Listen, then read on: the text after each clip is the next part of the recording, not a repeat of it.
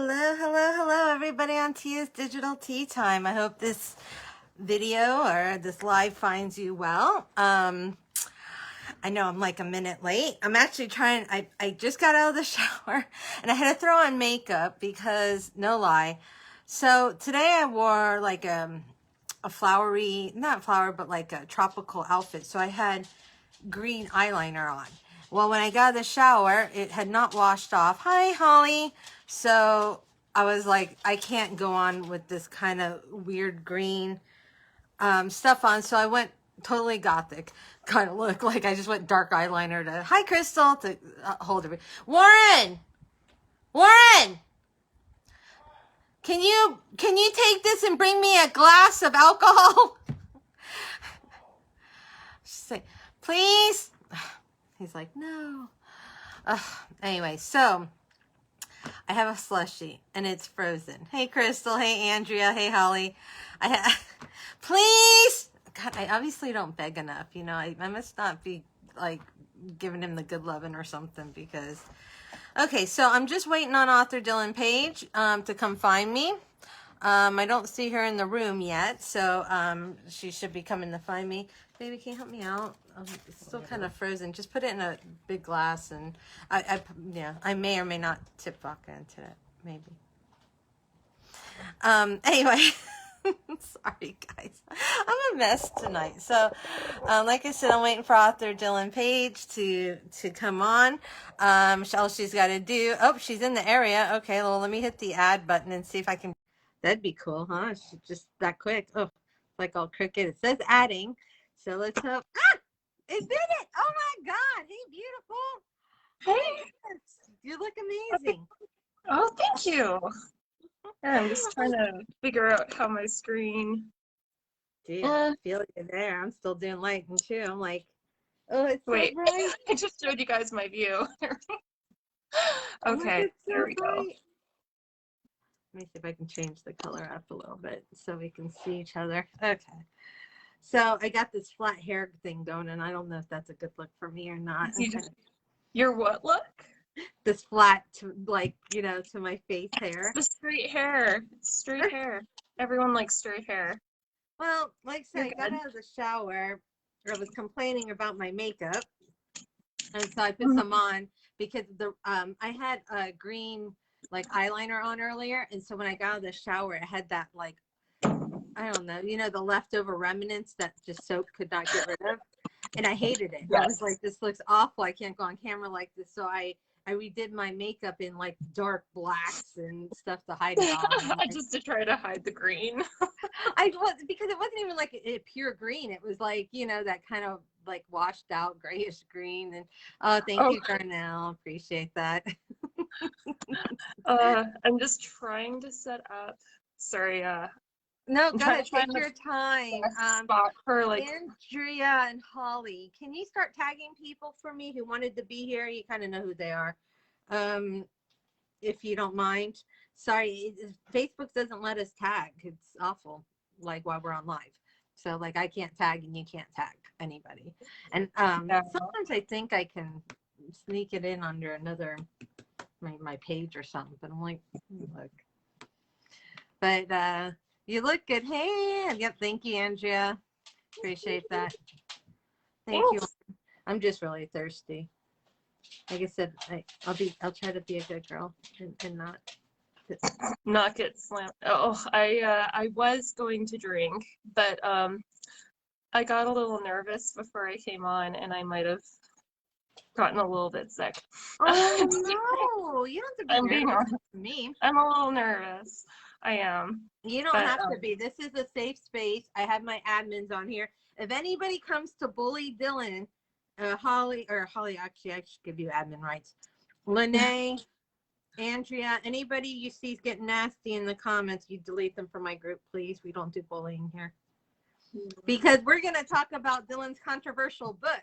So, yeah. If any bullies are in the house, they got to get the fuck out. Get the fuck out. Get the fuck out. Hey, Holly. Hi, everyone. They better not. See, Holly's here too. We'll make sure you're fine. It's gonna be fine. This is a safe space. It's all good. And like I said, we don't do that here anyway. Yeah. So, and I got a ton of admins. I need to make more. I told my PA I give out mod privileges like I give out sticks of gum. I'm like, what? You want to be a mod? Sure. Selena has mod privileges. I don't know. She should be here tonight. Hi, Envy. Just Envy getting is help here and tonight. everything running because you've got a pretty big group. You just hit was it 1200? You're at Yeah, I'm 1200 at 1200 right now, and I'm so grateful, guys. But I honestly don't think they're all my readers. I think they're just readers in general who enjoy interacting with all the authors who come and hang out with me, which I'm so grateful Well, for, like people like you've you and stuff. Hi, you've Gold Mary. also, I think you and I were talking about this earlier. I was saying that you're such a great hostess and you've given everyone such a safe space to come and talk about books and look at new books and not having to worry about those negative Nancy's coming in and That's true. Our group has the been pretty.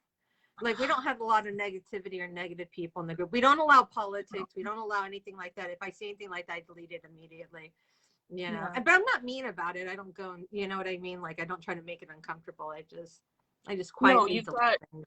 you've created a safe space and you have a lot of great authors coming in and out, and you have a bunch of great readers. They're enthusiastic about all these books coming in and out, and I love that it is actually a mix of genres because I read anything from PNR all the way to like dark, and sometimes I'll open a light fluffy book. Not often, but sometimes. PNR, for those of you who don't know, coming over like from Kantari's Pen is Lethal. Thank you guys for coming over, coming from over there. PNR means paranormal. So sometimes we throw out acronyms. I forget not everybody knows what these acronyms are. I'm like, oh wait. So, Yeah. Mm-hmm. Well, why don't you introduce yourself? Let's go ahead and start with that. Who are you? I am Dylan Page. I'm the author of the Torment duet, the first two books of the Bleeding Heart series. There's going to be 4 books in all, but yeah, books 1 and 2 are the only duets that are actually linked with the same characters. So book 3 will be now new these one. are your first books, right? Like Yes. This is your debut. Yeah. So Torment Part 1 came out January 18th, and book 2 came out June 4th. So these are my first 2 books. First of many, hopefully. Yeah. Sorry, I'm like pouring alcohol. You're like talking about your. I'm sorry. I'm just doing that to also help melt my slushie. So this was a powerful book for a debut. Like, I have read it. A lot of people who've read it. Andrea's just saying, I finished part 2. I freaking loved it. I know Holly is a huge fan of him. You have other fans I know in my group who love that book. I know Rebecca Royce was saying, author Rebecca Royce, she writes Reverse Harem or Why Choose, and she was talking about your books. So like, it's been, your books are the talk of the industry, at least for our little indie section here on Facebook, and they were amazing. Now, what would you categorize them as? Dark. So would you say a dark romance? I would see, that's the debate I think that people are having lately, is whether or not this book is a romance. And well, it is. I read it. And I think it is. I think it is. Maybe it's not traditional, but it is a romance. It is about the characters and their journey together. Some people say it's a love story. Honestly, when they're like, oh no, these are love stories and those are romances, I'm like, now, okay, so the comments are saying it is a romance. Like, people are agreeing it is a romance. From those of us who have read it, we've read romances for years. I got what I call book experts in the group who, they're avid readers. Some are librarians, some are whatever. It is a romance. I classify the naysayers are just being assholes. So I say that with love. That I didn't finish it, I guess, in a traditional way, which is the controversy. So, well, let's ask the people in the comments. Those of you who read, like, let's talk about old book, like Romeo and Juliet. Was that a romance? or It's a was it just a tragic tragedy? romance, but it's But still it a was a romance. romance. I Like when would. people talk about love, great love stories and great, they're like, oh, like Romeo and Juliet and star-crossed lovers and all these Mhm. kind of romantic sentiments. Tragic, whether it ends in tragedy or not, doesn't It is take away still, its romance. Yes. yes. And so I classified it as such. Dark psychological romance, Mhm. definitely. And I will stand by that. I get that some people, there is a big debate right now about whether or not a romance should always end with a happily ever after between the two main characters. That's the big debate. And Yeah, but so, see, if you have multiple characters, like let's say you had, a woman in a love triangle, she's not going to end, unless it's a why choose book, she's not going to end up with both of them. So, mhm. and I And feel like your book was kind of like that. It was kind of like Twilight and all those other kind of books where there was two um, titillating heroes, if you will, like, that the heroine could choose from. And half the readership's going to be unhappy because they were rooting for one side and the others were rooting for the other side. And, as an author, you can't feel bad about that. I think any kind of divisiveness that comes out of it, sometimes you got to stop being sore losers. Like, I was Team Jacob. Come on. No.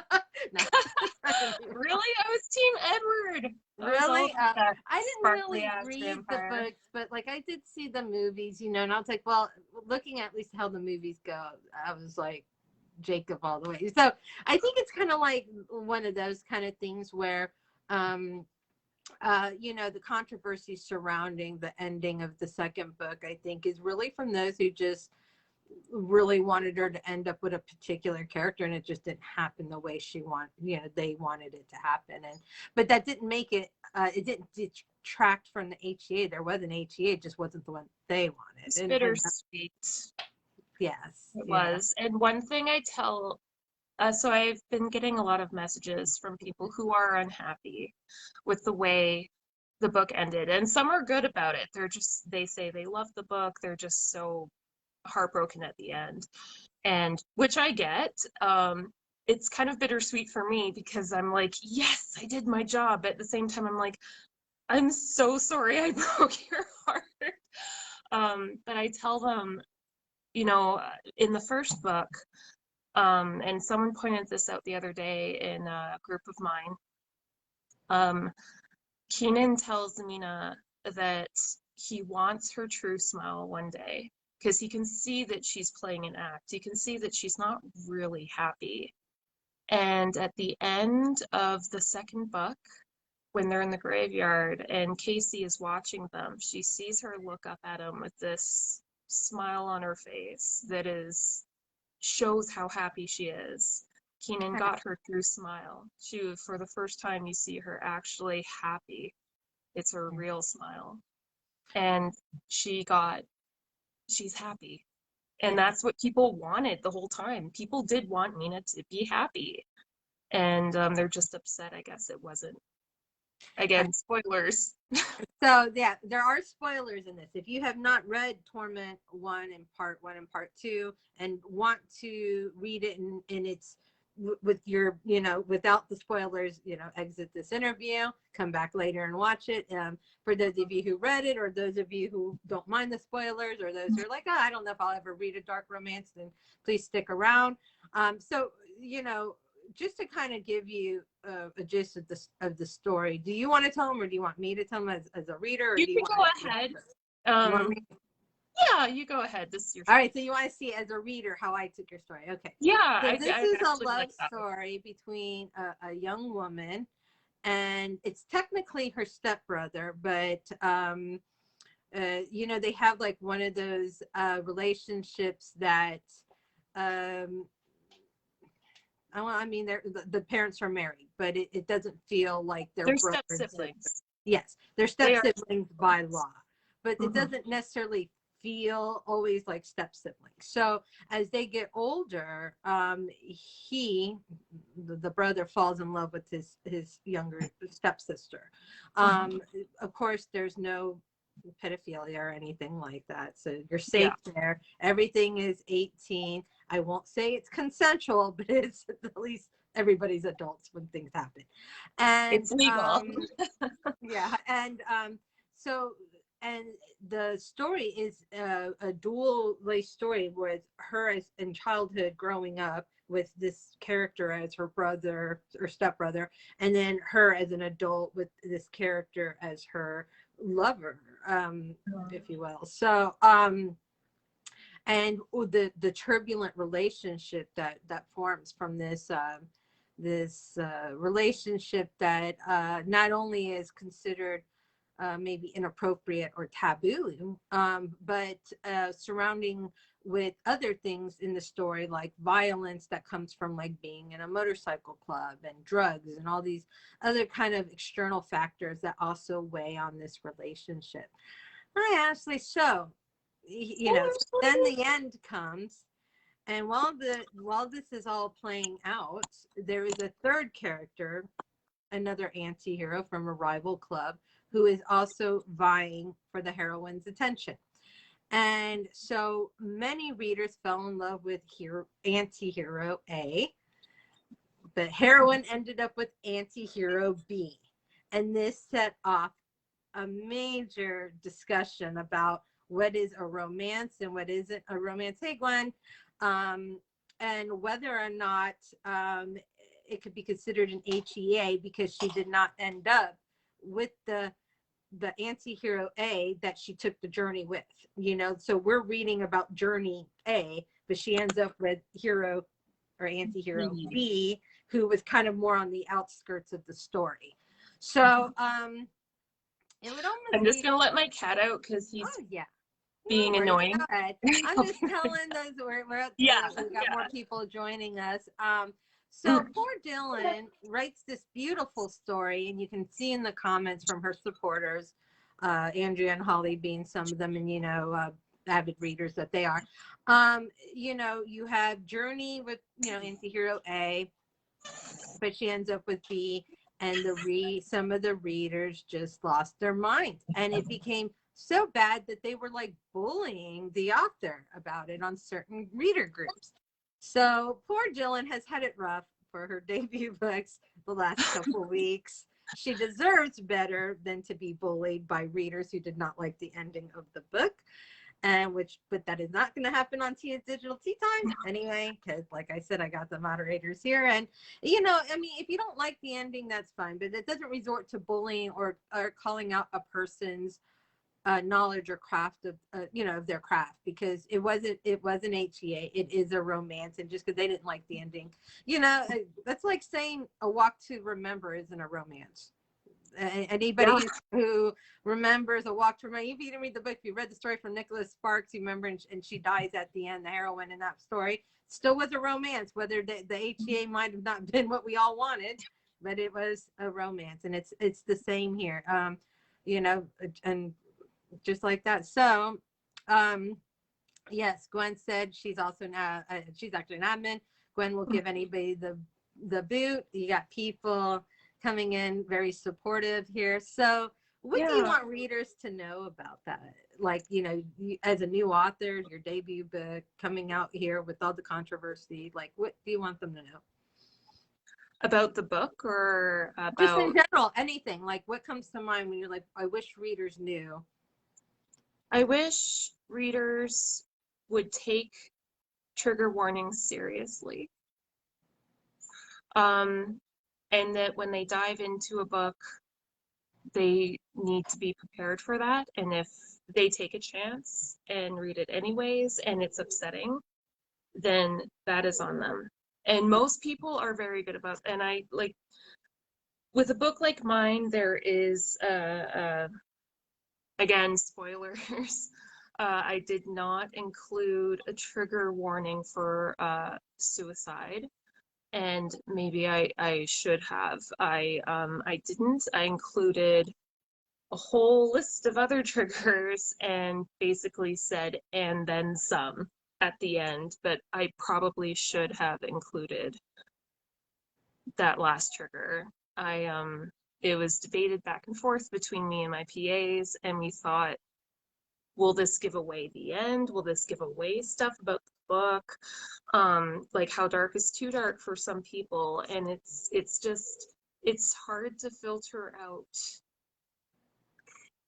every little thing that could possibly trigger someone. It is so hard. And some people said I should have put in doesn't end up with the main hero of the book. No, That I no, should put that at ridiculous. the end because that triggered them. And I'm just like, oh, Are you I don't know gonna if that's write triggering, Nicholas that's Sparks upsetting. or any of these other authors and tell them the same thing? No, they're just, you know what it was, and as Alexis Meyer writes, amazing book. I've never connected with a story or the characters like this before. I think a lot of readers felt that way, and I think they really just took it to heart. And I think for the scene that includes the suicide in this story, I read it, it was very poignant. I think it was beautifully done.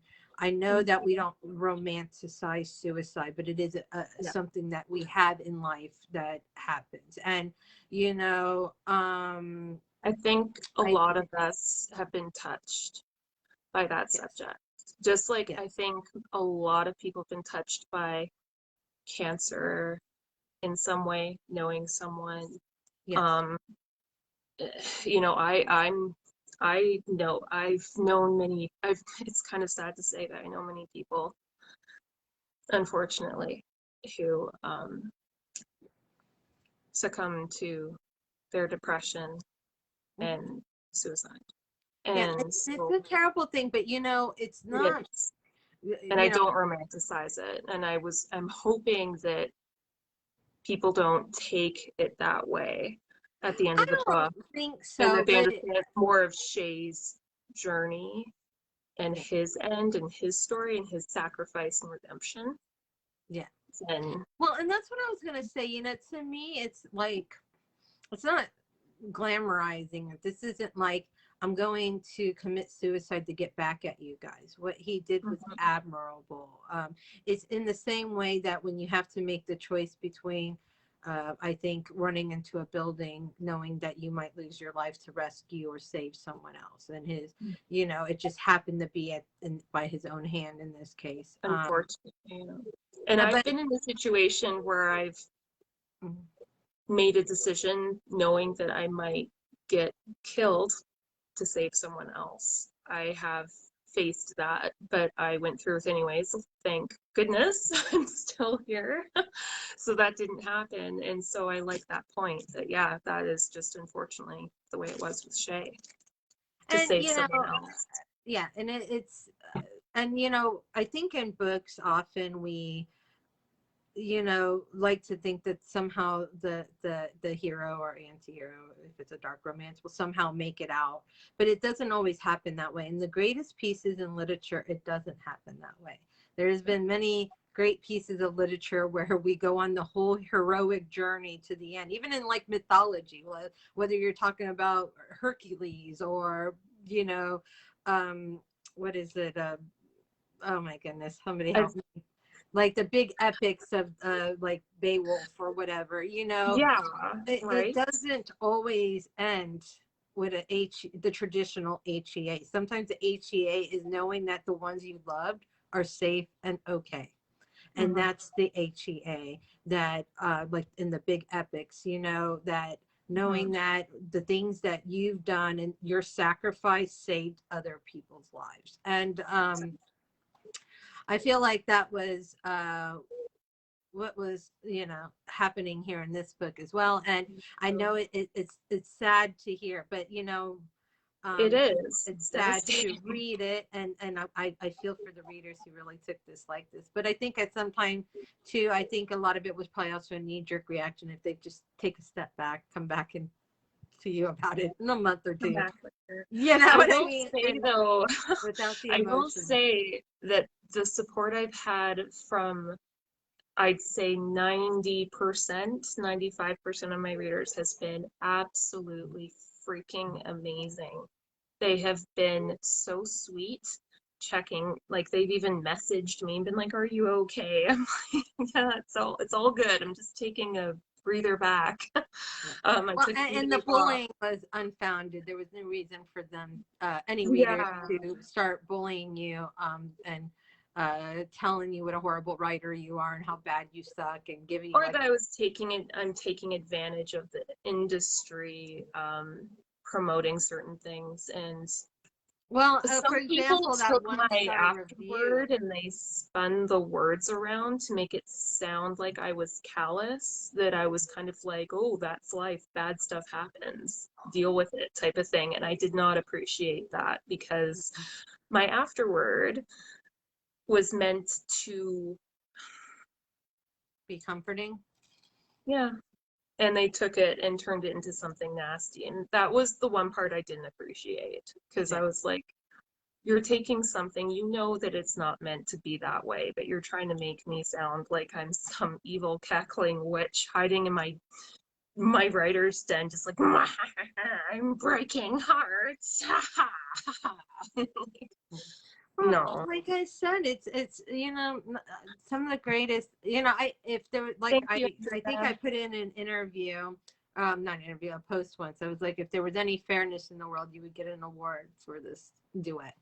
I thought it was That's brilliant. sweet. The whole emotional journey from beginning to end, from almost like the beginning of life, because they met when the heroine was younger, all the way to the point where it ends, in the graveyard.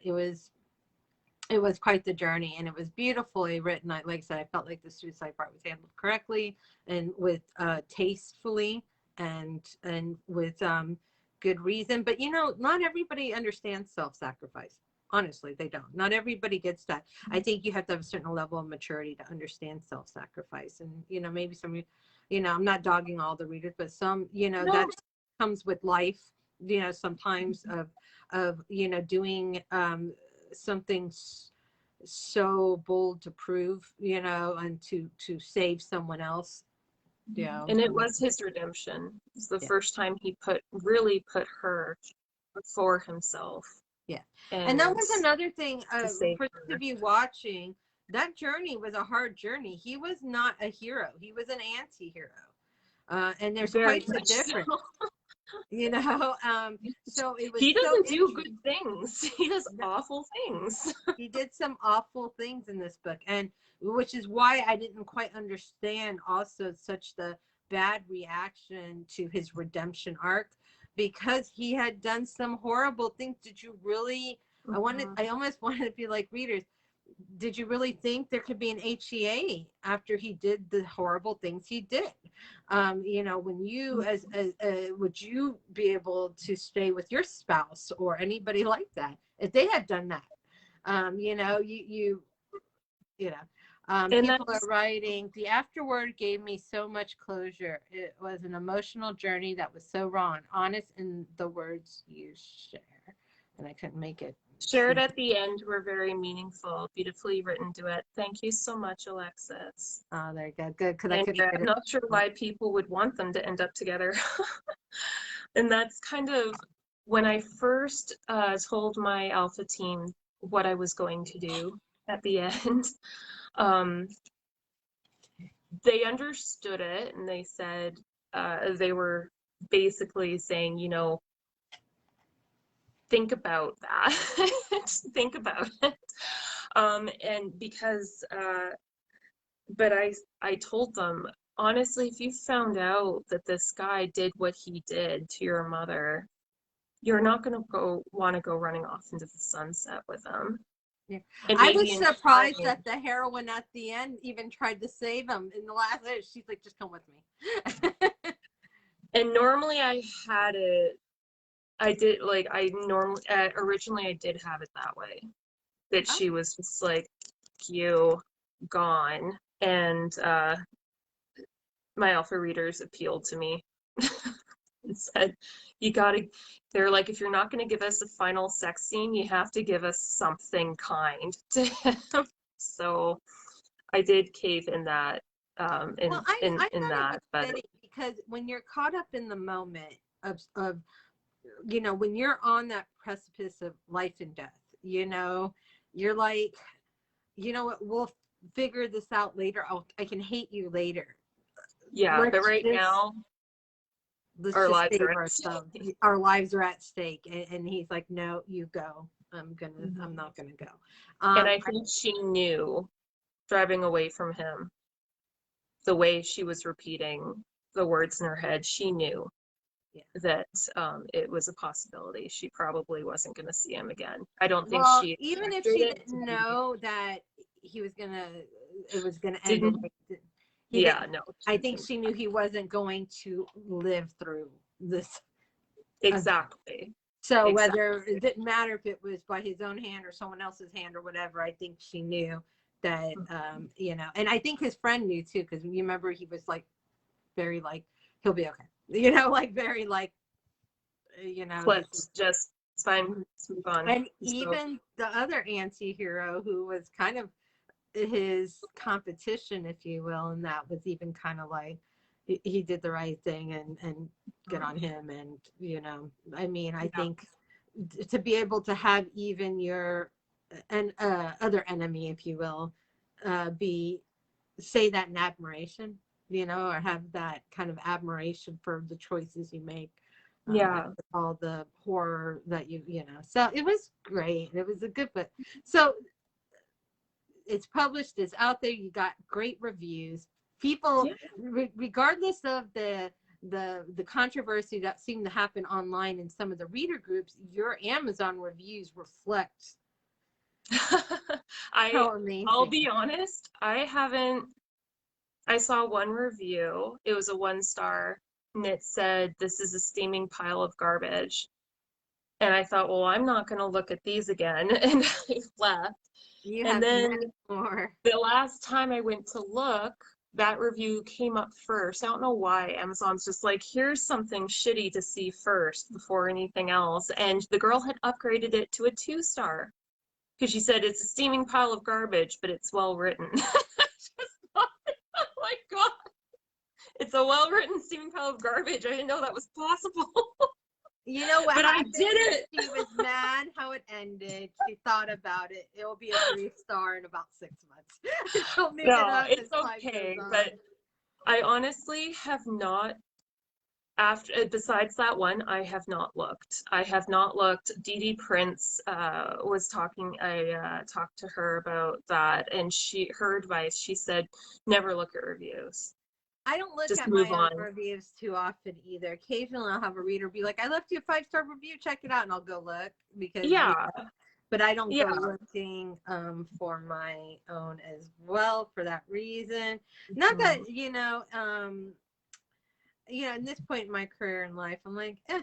But just to give you a kind of idea, you have 310 reviews and a 4.6 out of rating. So 310 Ooh. reviews, 4.6, 77% gave you a 5 star, right? 14% gave you a 4 star, right? So that's pretty much, someone do the math because you know my MS took my ability to do math. I 77 just plus can't do 14, math anyway, so. right? So, right. So the 5, 6, 7, 8, 9, 10. So 90% gave you either a 4 or 5. The last remaining 10% divided between 3, 2, and 1, with 3 star being 5% of that. So, you know, seriously, 4.6 out of 5, 310 reviews. I think you're fine. I think that oh, don't cry. It was a well written story. I knew it deserved the. Oh my God, you're gonna make me cry. I'm gonna cry in sympathy. Oh, I know my eyes are starting to well. It's okay. It's I'm sorry. okay. You did great. It was a great book. I'm a very empathetic person. I'm starting to cry. I'm sorry. I'm gonna cry with you. It's okay. You did amazing. I told you did amazing. I've been telling you that since I was one of your first, like, remember, I stayed up. I was one of your first people after your beta readers to tell you. I was the first reader who went out and bought it. One of your first ones and stayed up all night. Remember, 3:30 in the morning. I was telling you how awesome it was. Yeah, But yeah. I was just like, what? You read it in like 3 hours? Yeah, it was very good. Um, you know, it was very interesting because I feel like, like I said, 10%.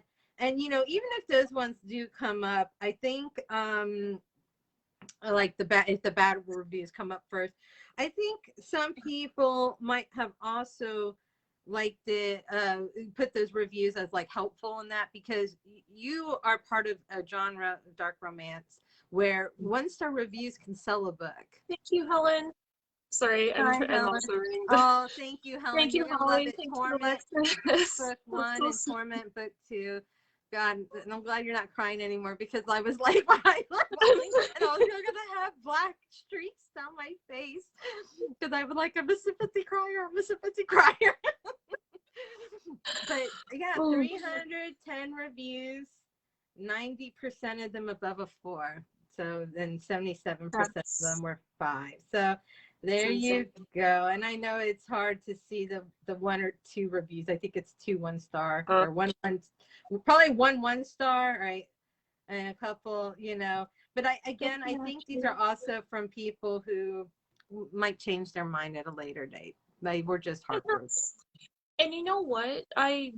It's okay if people just didn't like it, didn't like the story. Sorry, my fucking dog is just like breathing. I know, in my she knew face. you were upset, and I'm like, my dog sleeping. She's like, cry. Andrea writes, I have a question. When's your next book coming out? So, sorry, my dog. God, Sasha, oh my gosh. So my next book is actually not in the series. It is a secret project that I'm working on, and it should be coming in the fall. And then once that's done, I'm going to move on to the 3rd book of the Bleeding Heart series. So, but I am dropping hints in the vault about what I'm working on and enjoying watching everyone's guesses. Some of them are pretty good. The vault is Dylan Page's reader group. For those of you who want to join her reader group, it's on there. A very good reader group, a very active readership, all about loving on Dylan and how awesome she is, which is so great. Honestly, I love my reader group. It's like obviously because it's nice to see that people are enjoying my book, but they are so active. They always have great suggestions for other books. One of my favorite posts that we do each week is the Friday one, what are you reading this weekend? And that's where it's added to my TBR that's like 3,000 books, and I've now added like another 50 every week. I swear to God. Well, I need to go check that out on Fridays. Look at this arc that I have, and I'm like, oh, you bitch! I want to read that. All right, so this is coming from Andrea. She wants more Daddy James. I know he wasn't perfect, but I love him. I'm telling you, we should do that live write like that, Oh my gosh, yes. So first of all, the Daddy James thing, I love that people started calling James Daddy James. I just think that's so funny. Tara, hi. I'm amazed you're on here. I thought you'd be tied up by now. But literally, figuratively, whatever. Literally. So we were thinking of doing a live write with characters, volunteering a character and writing from that character, their point of view, but having another author either acting as themselves or one of their characters and writing a live with them. So I was like, I think Daddy James would be a good one to write his POV from. But we'll see.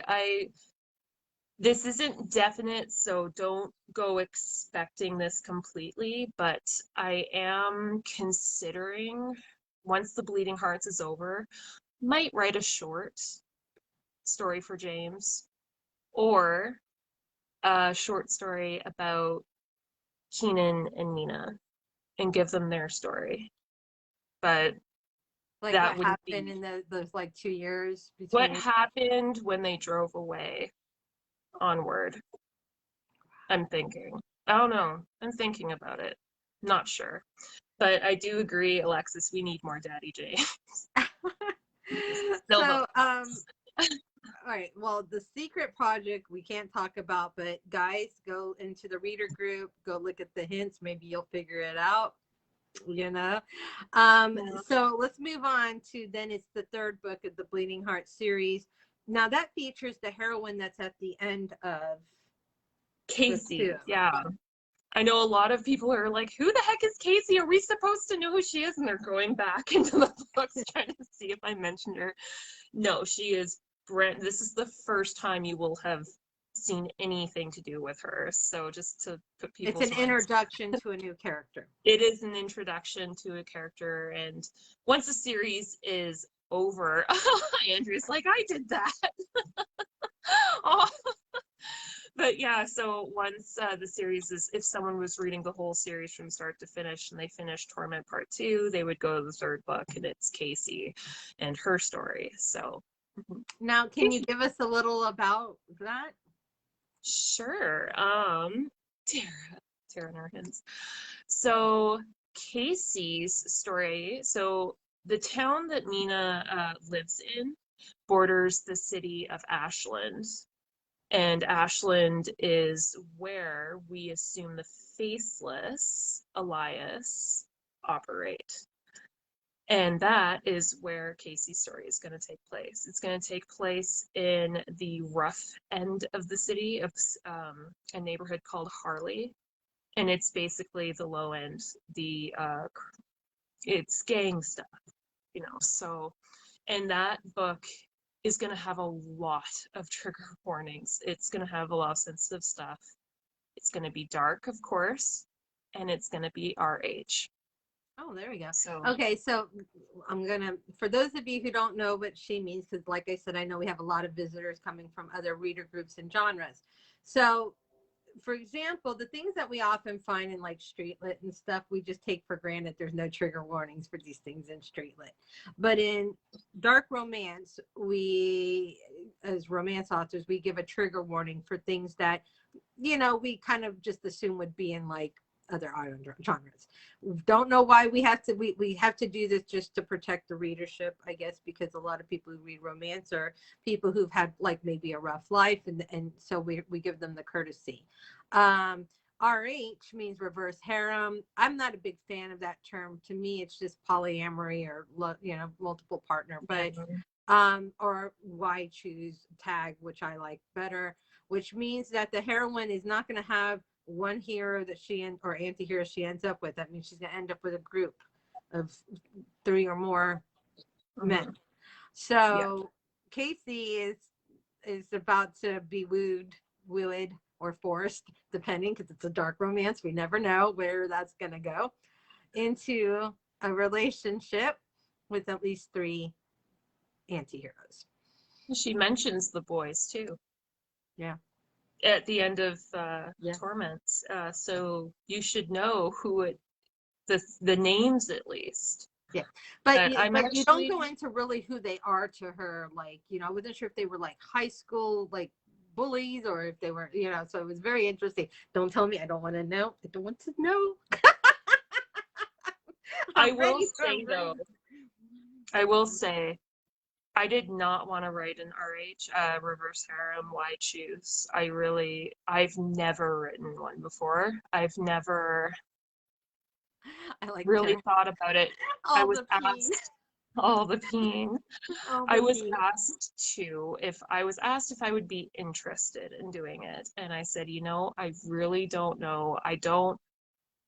With my writing, like every author wants their stuff to feel as real as possible.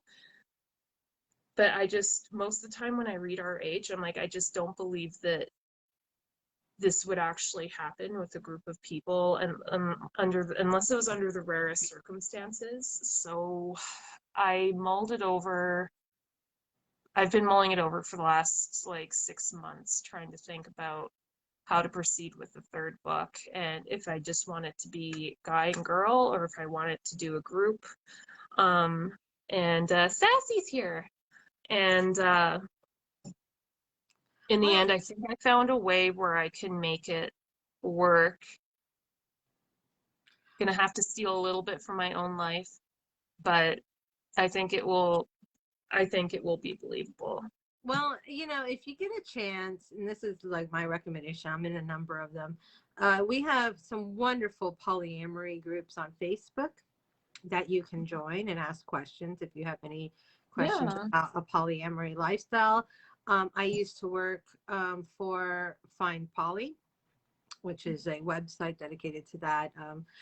Like I don't know how far it's gone. I used to do graphics and stuff. And, it is believable. It takes a certain mindset. And I think what happens in romance is that, we shove a bunch of alpha heroes together and hope that that will, and the fantasy is being able to have alpha heroes together with a heroine.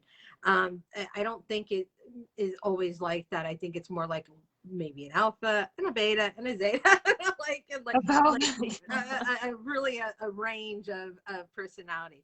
Now I wrote a reverse harem, and there's one leader in that reverse harem. Like there's one, but it was yeah. also like a slight paranormal to it. So, and those of my I readership. love reading the paranormal or reverse harems. I love those. Okay, well, check out Orion and the Three Werebears then, if you want my version of a white shoes.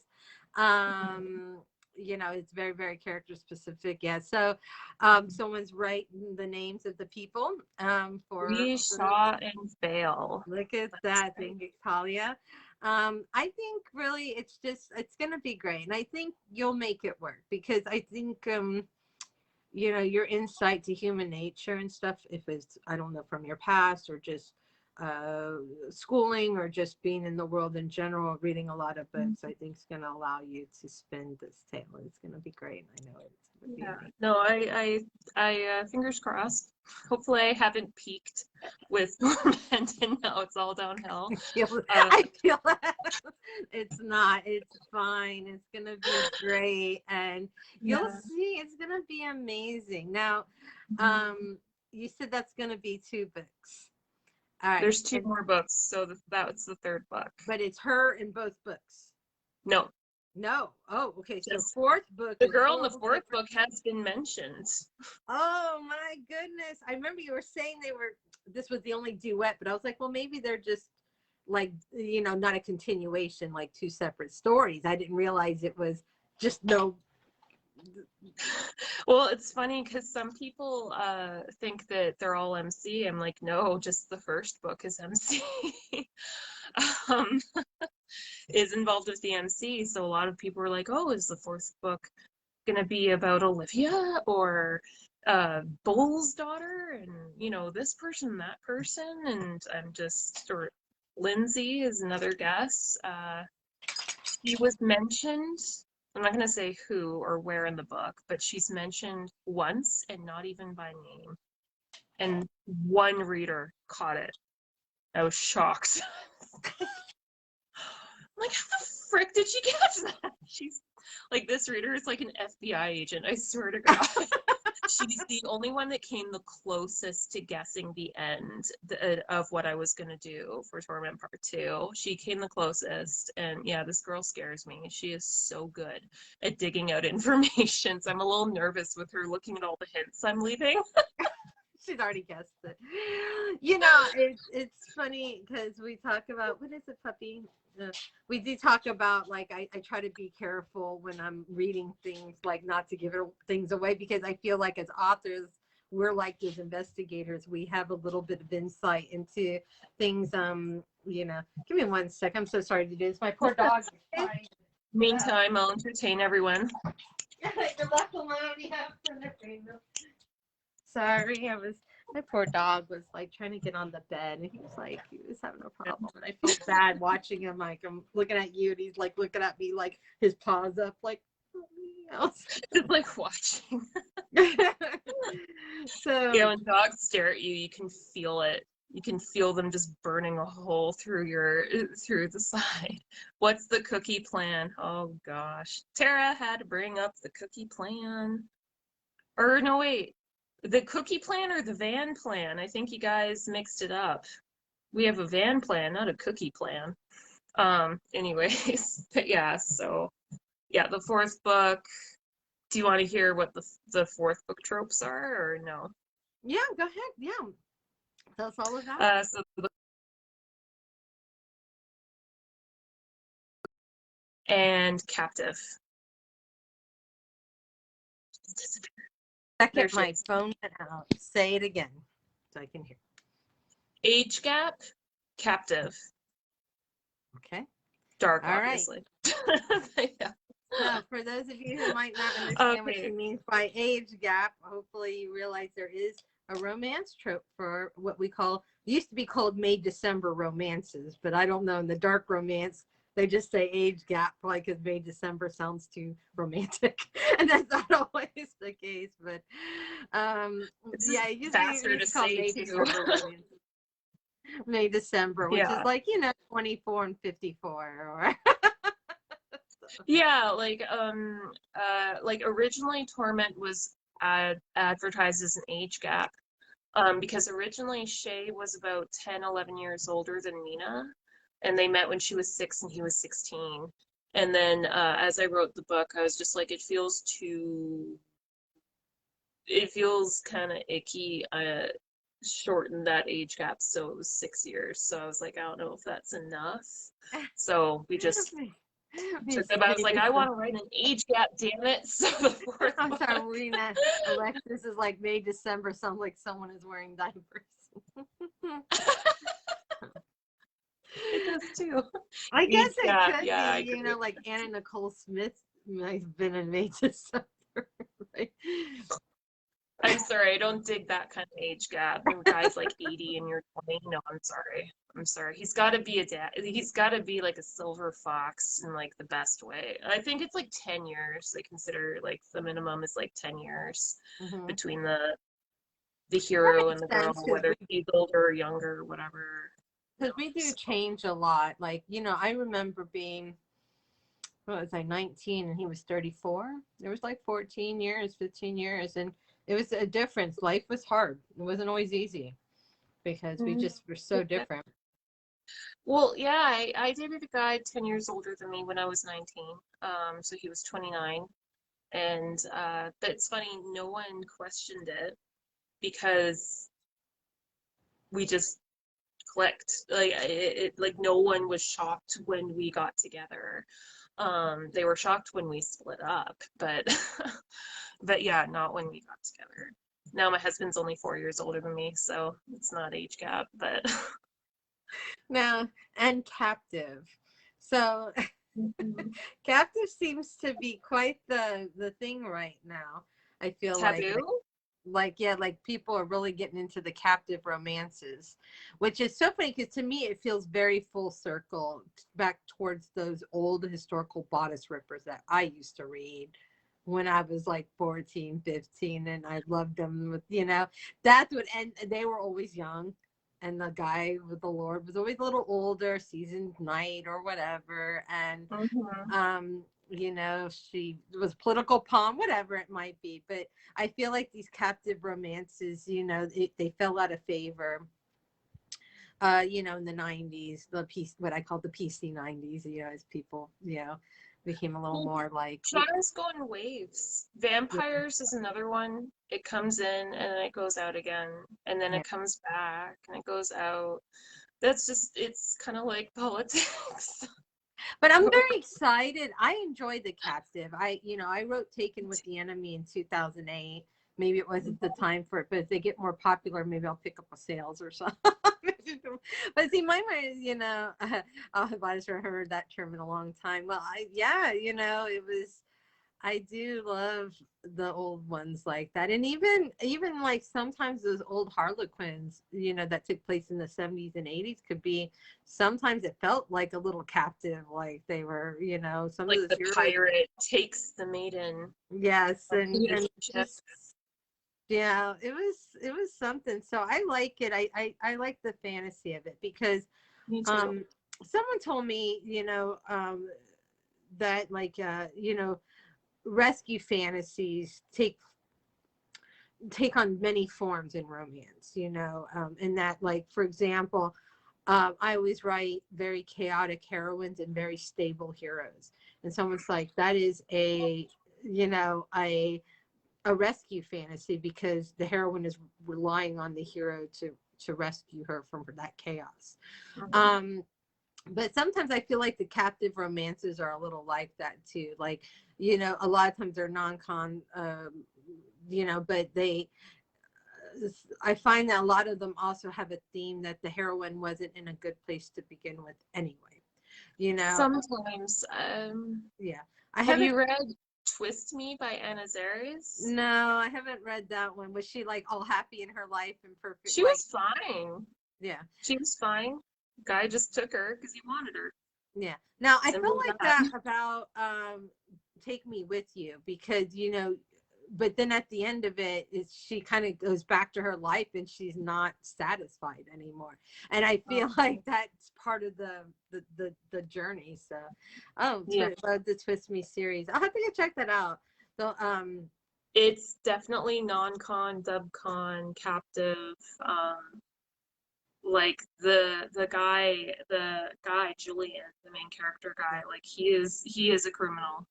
He is a piece of crap. He is an a-hole. He does take her from a happy life because he yeah. just wants her. So Is she I happy that's at a the end? read for me.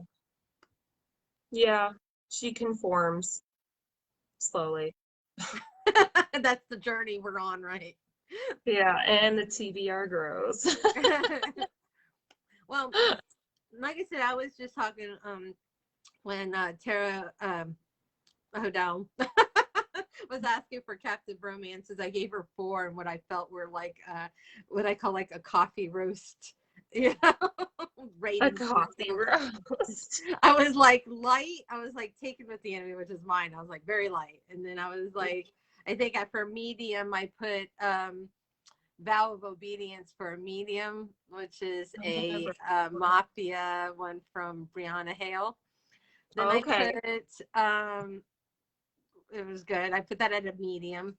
I went for medium dark with Brutal Winter from Kira. I forgot her last name. Amazing story.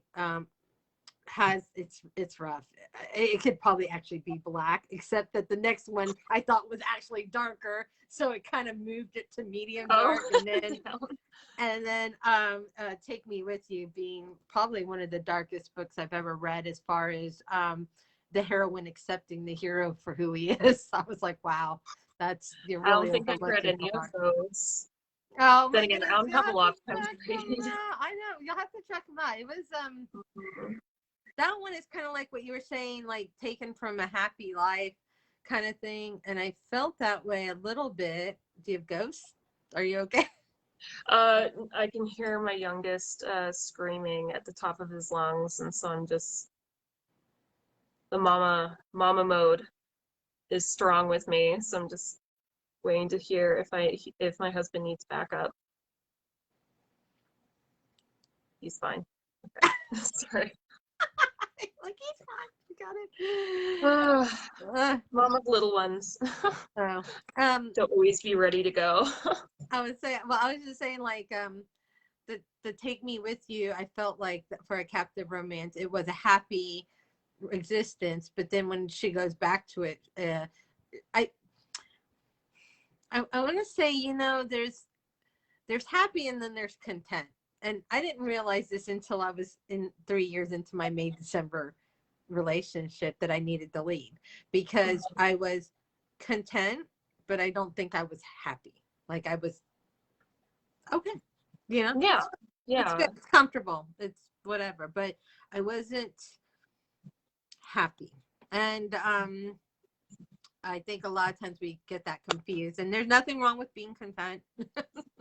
But as a, you know, Sorry, like, my no. boy's always asking to go outside. So, but that's it. So tell us a Yeah, little more. When you're not a writer, what are you doing? being a mom. Being mom, I have a 5-year-old son and I've got a 2-year-old son, and during the day, I'm on mom duty and watching them. I admin other writer groups too, not just my own vaults. I help admin a few others too. And yeah, it takes up a lot of my time, especially the kid part. But hopefully, uh, once they start going to school and stuff, I won't be so exhausted by the end of the day, and I'll be able to focus more on my writing. So it is a little slow going. I am a very slow writer, and because I'm constantly going back and checking over things and having to be in the right mood. But after a day of just two boys just climbing on you like a jungle gym, you're just so tired. So the idea of sitting down and writing an emotional scene or a sexy scene when you're just like, you've had boys farting on you and like pulling your hair and stuff, you're just not in the mood. So, but yeah, pretty much that's all I do in my spare time. It's pretty sad, actually. No, that's I think that's quite fulfilling. The job of a mother is a very important one. So, and um, tell us, like, bring us through your day, like when you are going to write, like as a what writer. the day looks like. The neighbors are just like, what is she doing? Yeah. Working.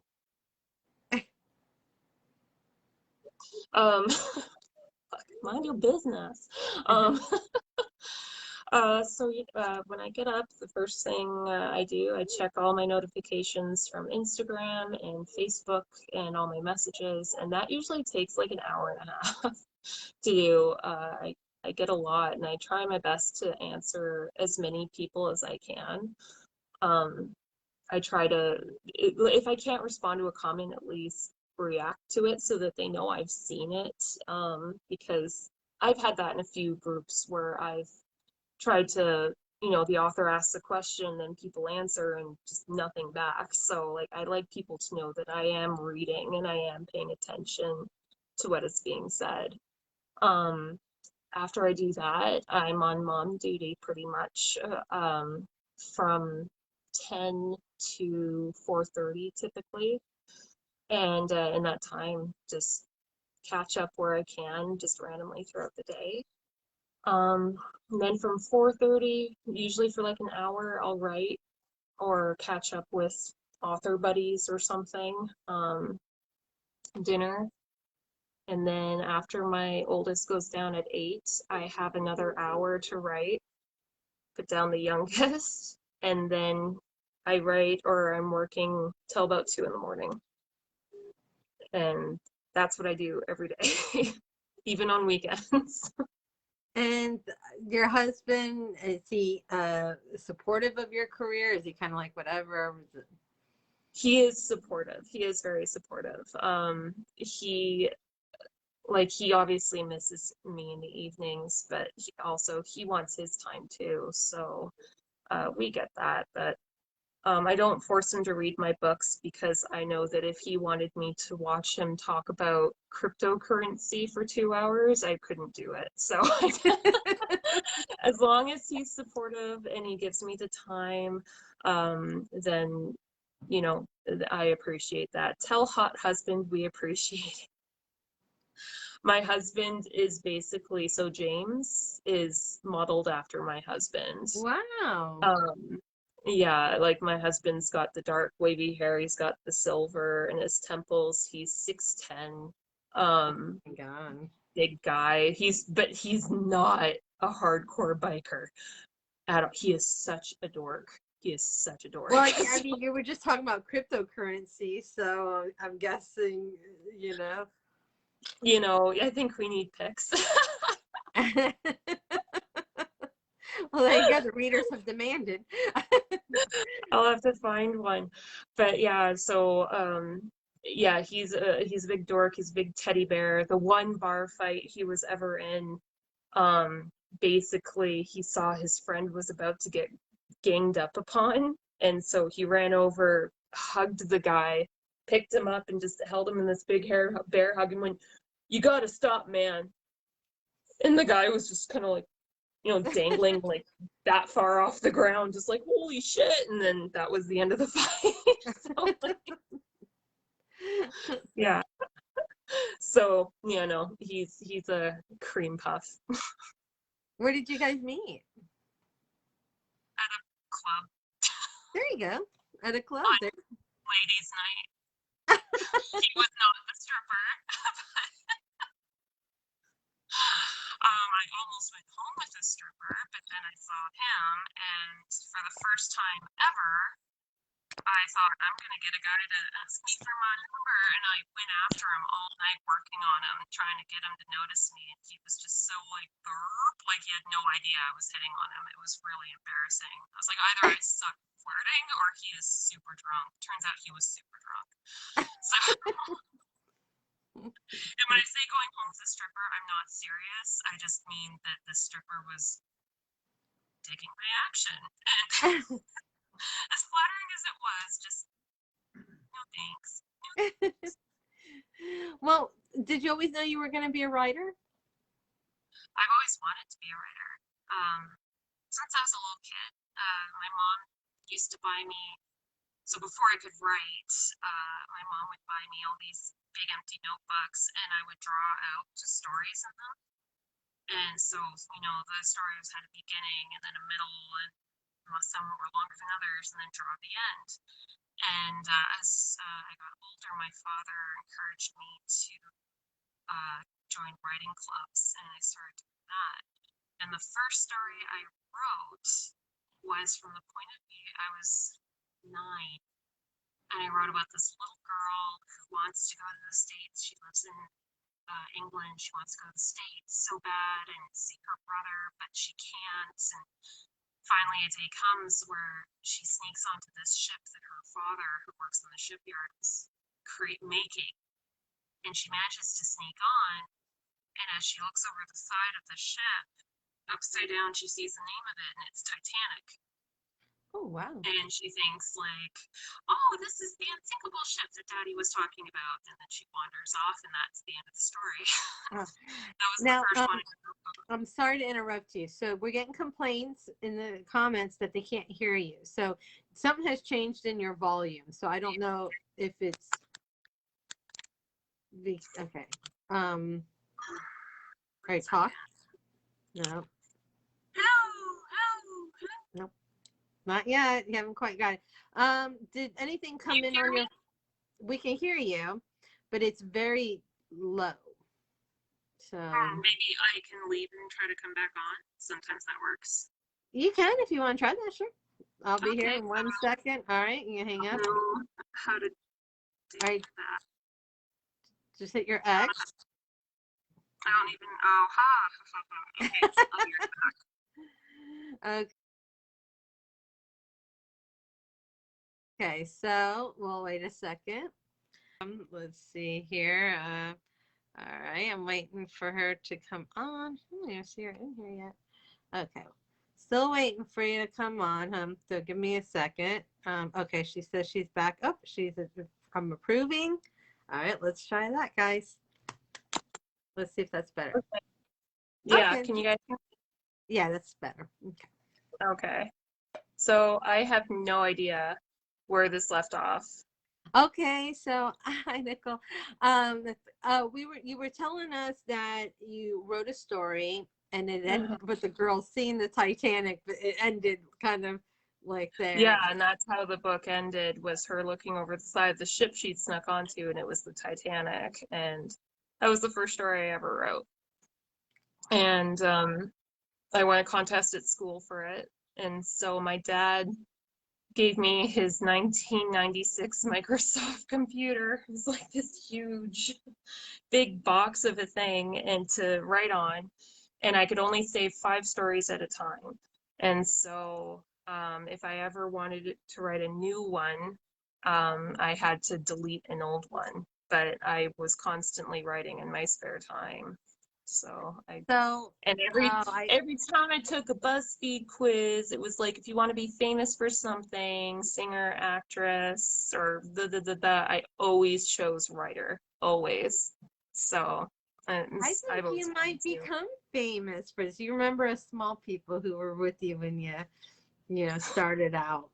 I think so. I really do. I think Torment was a brilliant piece of fiction, honestly.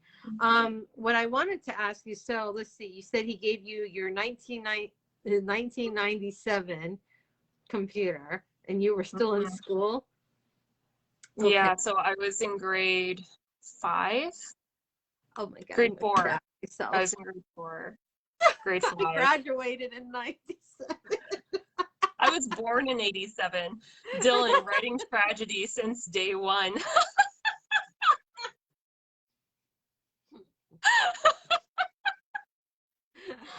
I Ah, guess. Yeah, I guess. But maybe she got a lifeboat. maybe. Maybe. Yeah. Now, Kelly Ray's Writes Torment was phenomenal. I agree. It Thank very you, much Kelly. was phenomenal. And I can't Thank wait you. to read the next one. I know you can't talk about your special project in between the two Bleeding Heart I books, can but I can say something. okay, well, go ahead. Hey, everybody, hold on.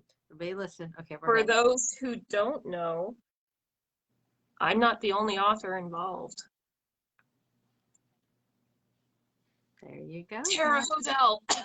Sorry. Sorry, Okay, just I knew nasty this, cough but there. like I said, author privilege. I was like, we're listening. Alexis, you already know. Sorry, hon, no more clues. But yeah, Tara Hodel, that's one thing I can say.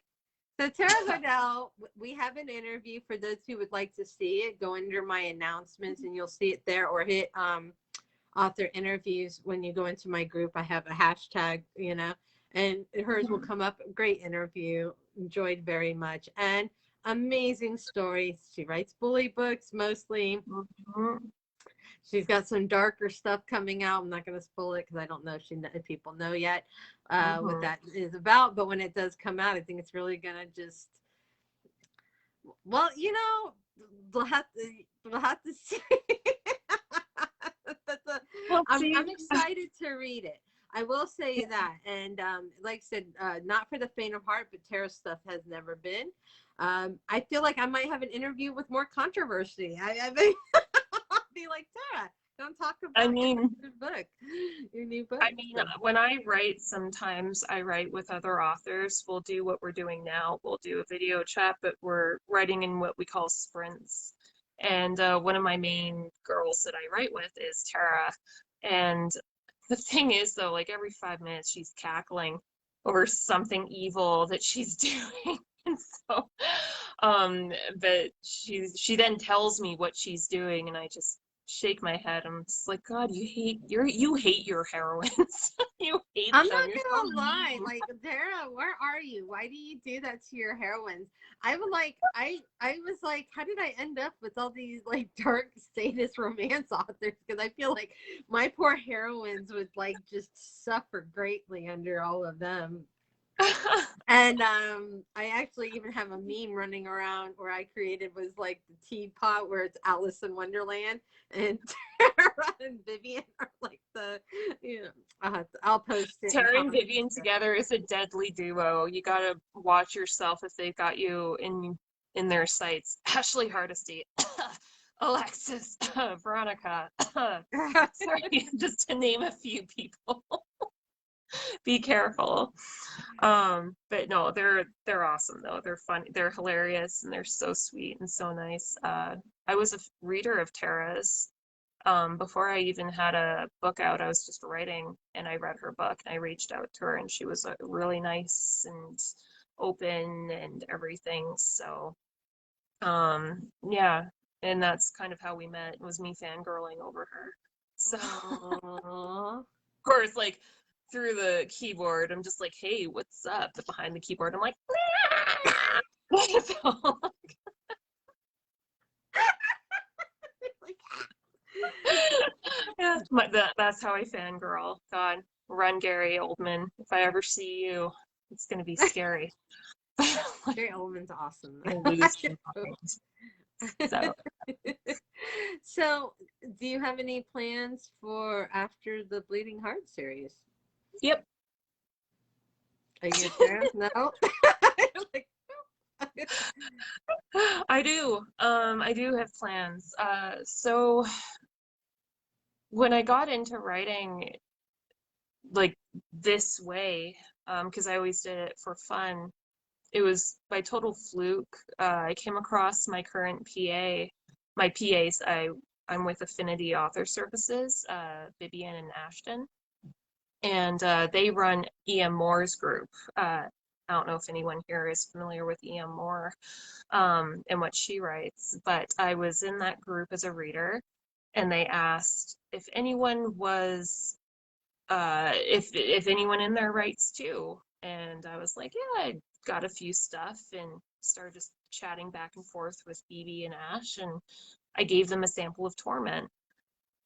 And they read it and they loved it. And I was like, well, I've got about 17 other books on file.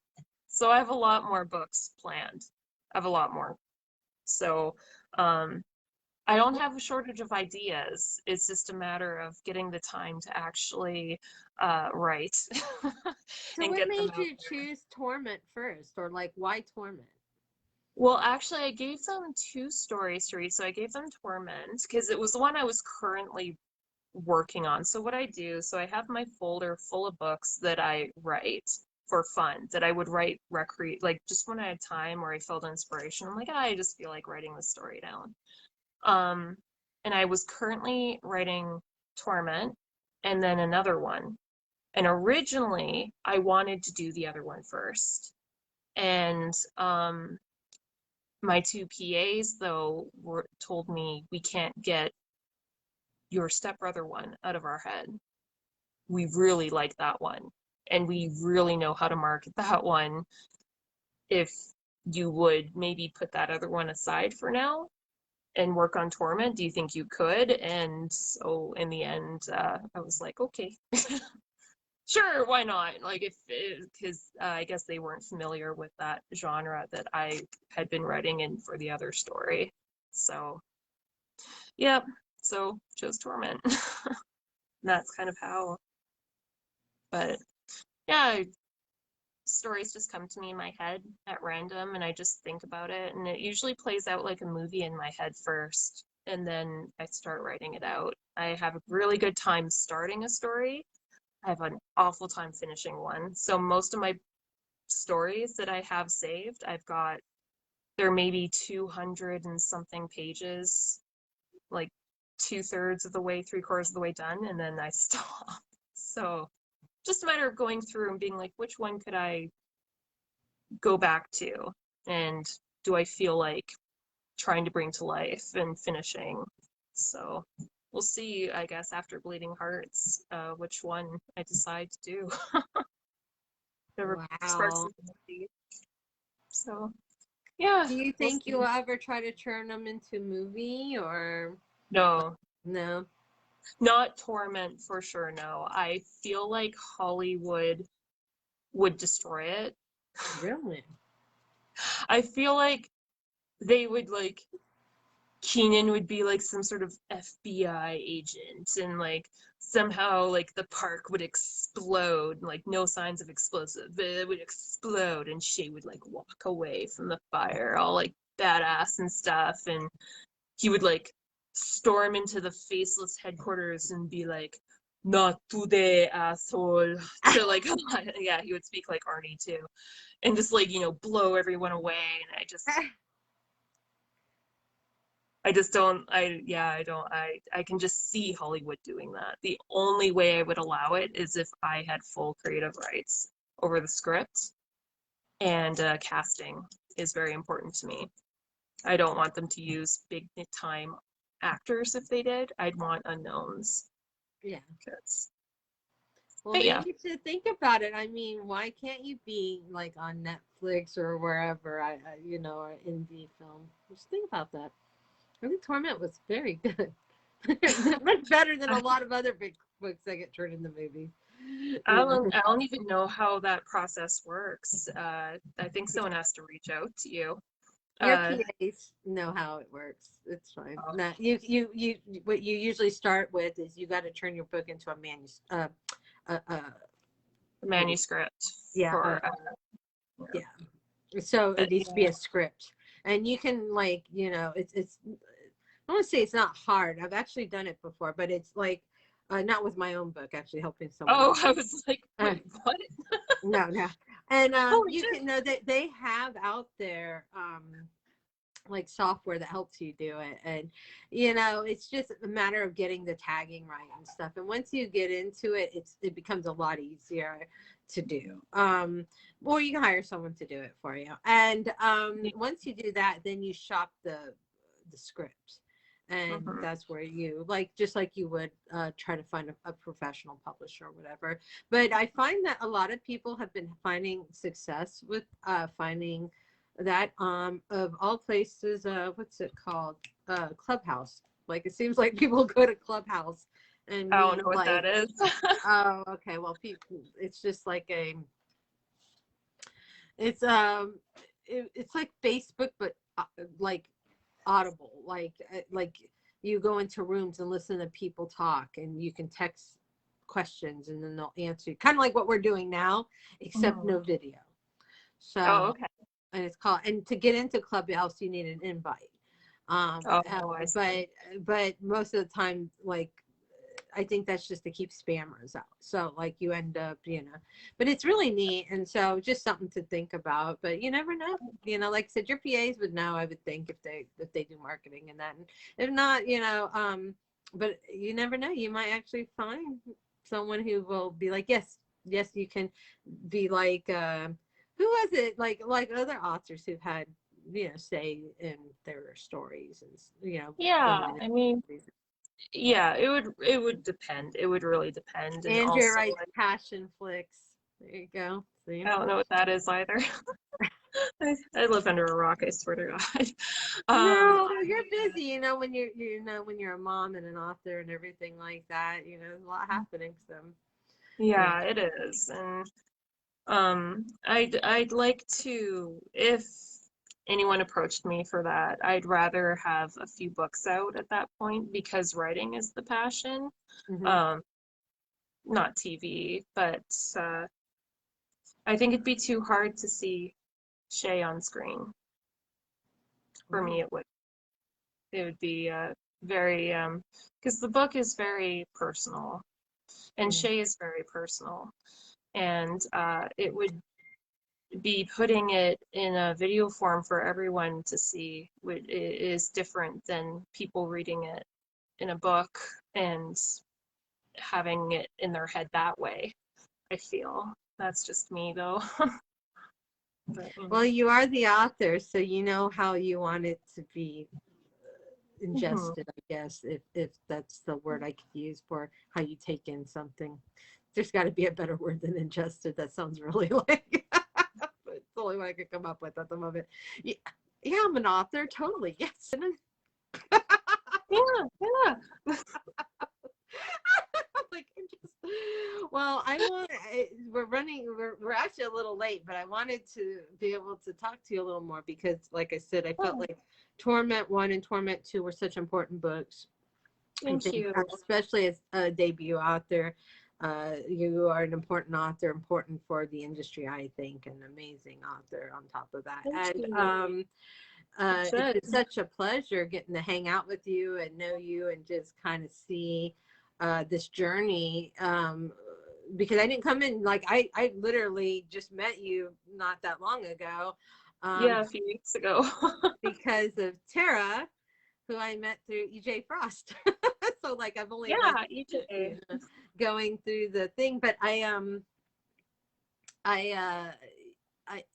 having read Torment 1 and then 4 days later reading Torment 2, and I felt like it was the longest 4 days. I was like, wow, I've never actually had to Whereas stay up to wait for a book Whereas before. a bunch of my readers were waiting since January, and originally it was supposed to release April 5th, and then pushed it back to June. So they were really waiting for this book. But so I've decided never to do a pre-order like that again until the book is in the hands of beta readers, Yeah. because life happened. Yeah. Let's just say, and I felt awful doing it, but it had to happen because the story that I had by April I was not happy with it. I felt like I was missing so much. I felt like it wasn't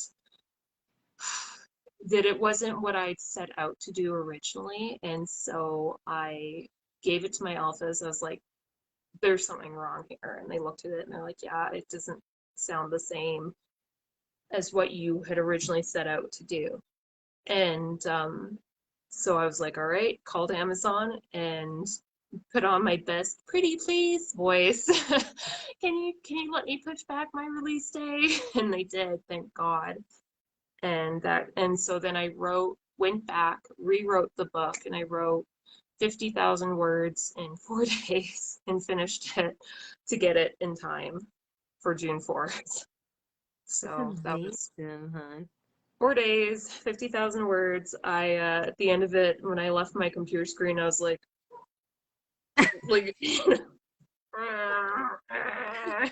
feel that way these days without even I feel that way at 200 words. I'm like, I was like, I can't remember how to sit down. I can't remember how to walk. Or like, what's that glowing orb in the sky? Oh, a sun. Like, it's just, yeah, that was stressful as hell. But yeah, but everyone in my group was so amazingly understanding and supportive. When it was announced that it was going to be delayed, they were all just like, hey, no worries. Like, this is what I meant when I was talking about my reader group, how much I love it. They were just not one bad thing to say, just all, no worries, we get it, we understand, we'll wait, everything. I just thought, like, my God, like, I do feel really lucky with the readership that I have. I do.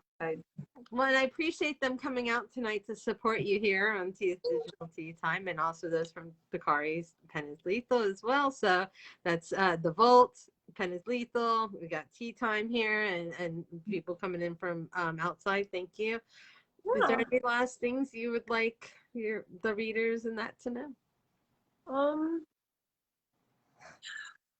Just be kind to everyone, and I'm not saying that based on the reaction of this small percentage of people.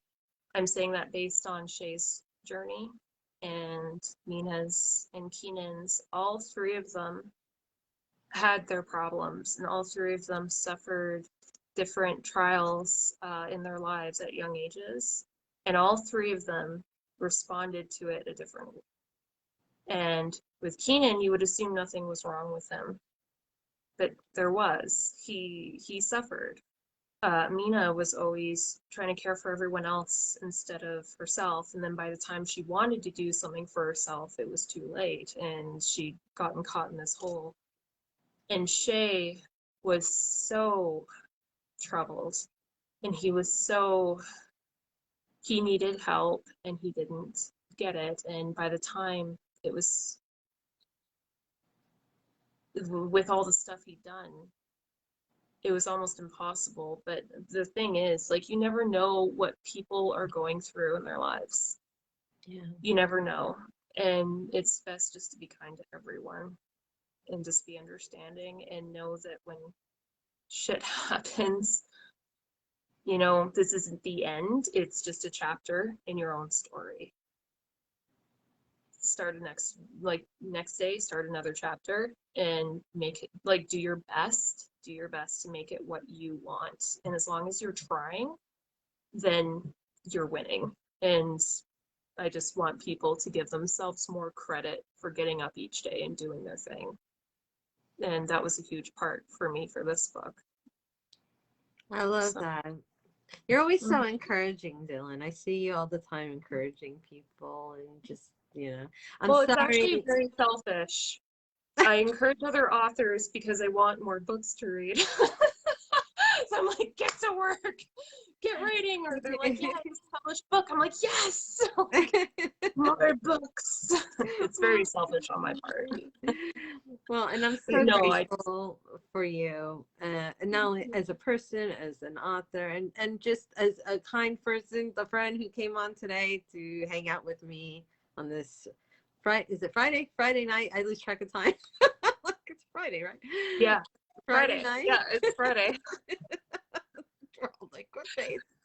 Oh, Friday night, and to just come and chill with the readers and stuff like that. Sorry you missed you at the party. I know you had to leave town or something, so you didn't get to come, but we do love you. yeah, I was outside in the wilderness being chased down by horny teenage moose and almost falling into giant piles of horse poop, and you know, trying to get my boys to understand that no Wi-Fi is a good thing. It was it was an interesting 24 hours. It was supposed to be 3 days. It was 24 hours, and we ended up leaving the countryside to come back because it was just, the boys were just too little. They weren't understanding the point of being unplugged and not having access to anything. I was fine. I just wanted to keep venturing, but they didn't like it. Moose. Moose. 2 teenage moose. Sound real Canadian Well, there. you know why? Because it's goose and geese, so why is it not moose and meese? Oh, totally went over my head there. Get me talking about moose and geese and beavers, and I sound like a real Canadian. The accent comes out. Eh? Some people wait to hear the egg. Canada. Get with it, Dylan. I'm trying. Yeah, a lot of people forget that I'm Canadian. I'm actually French Canadian. I'm from Quebec originally.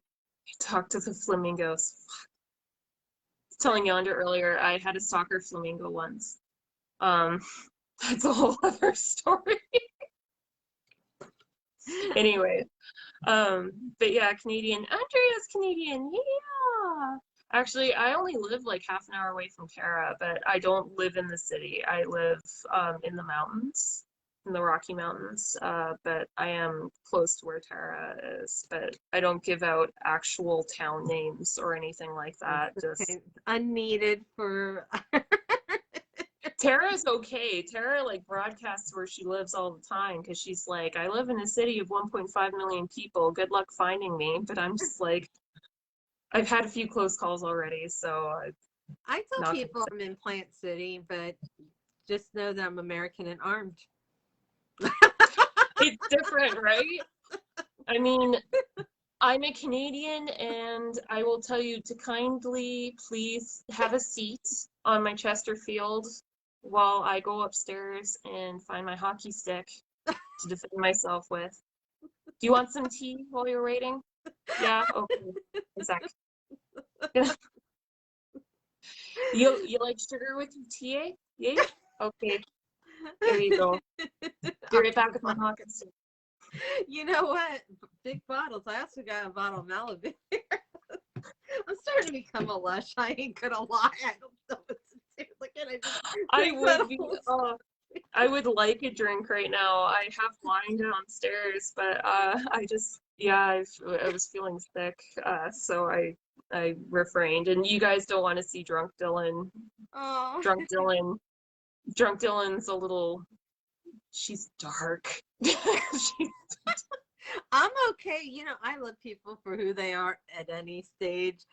I just, you know what? I'm going to embrace, you know, they say there's a lot of famous authors who were alcoholics, who drank while they write. Robert. Yeah. So I feel like, you know, but in some ways I don't know. I'm really enjoying the slushies and the vodka. I mean, I'm happy. That's why I'm like sitting here like, We want to see Drunk Dylan. What I'm hearing is a book convention with you and Tara is a possibility. Oh yeah, I'd go to a book convention. I'd go as just a reader. I wouldn't even like go as an author. I just want to go as a reader and meet everyone and just go have fun. We want to see Drunk Dylan. See, now everybody wants to see, but you could. I used to go to RWA conventions, and I drank at every one of them. That was the only way I could get through those conventions. Well, I mean, I was gonna say, I know there's one in Las Vegas. I think they're having one in 2022, I think. And but I can't find the link anywhere to sign up to see if they'd even pick me to go, because you have to sign up for those things and then they decide whether or How not does they that want work you with there. COVID? Isn't like Canada locked down or something right now?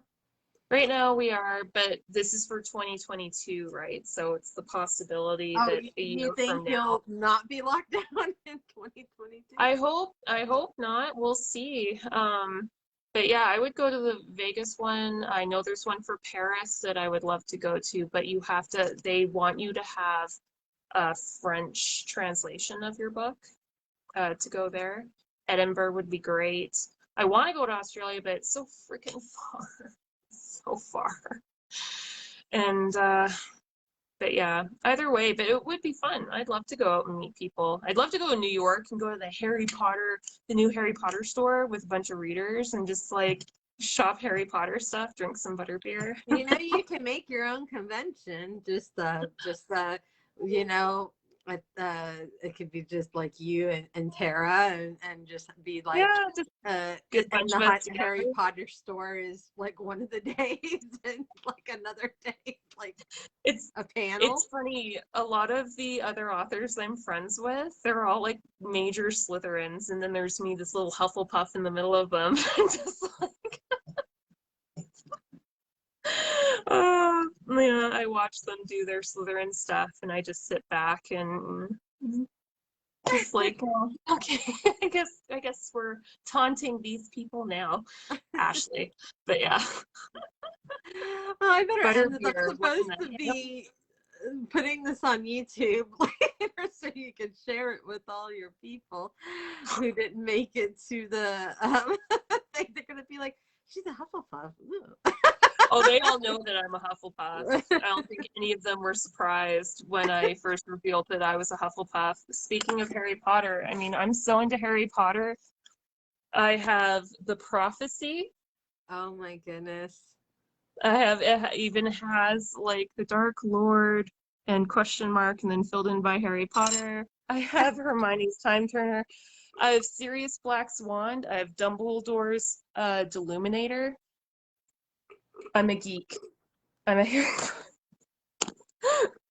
I'm already sitting here like drinking my vodka. I'm like, just like that's perfectly okay. No, Hufflepuff, and Hufflepuffs and Slytherins actually get along very well. I always find that my closest friends are Slytherins. It's kind of funny. But I don't yeah. even know what I am, because I didn't really read the series. I watched the movies, but it was a hard, like during that part in my life, I just couldn't. But I don't know. What would I be? People tell me, what am I? Ravenclaw? Ooh. Are you Ravenclaw? No, you don't think so? I don't know. I really don't know. I don't have a sorting hat or anything to tell me. I have no idea.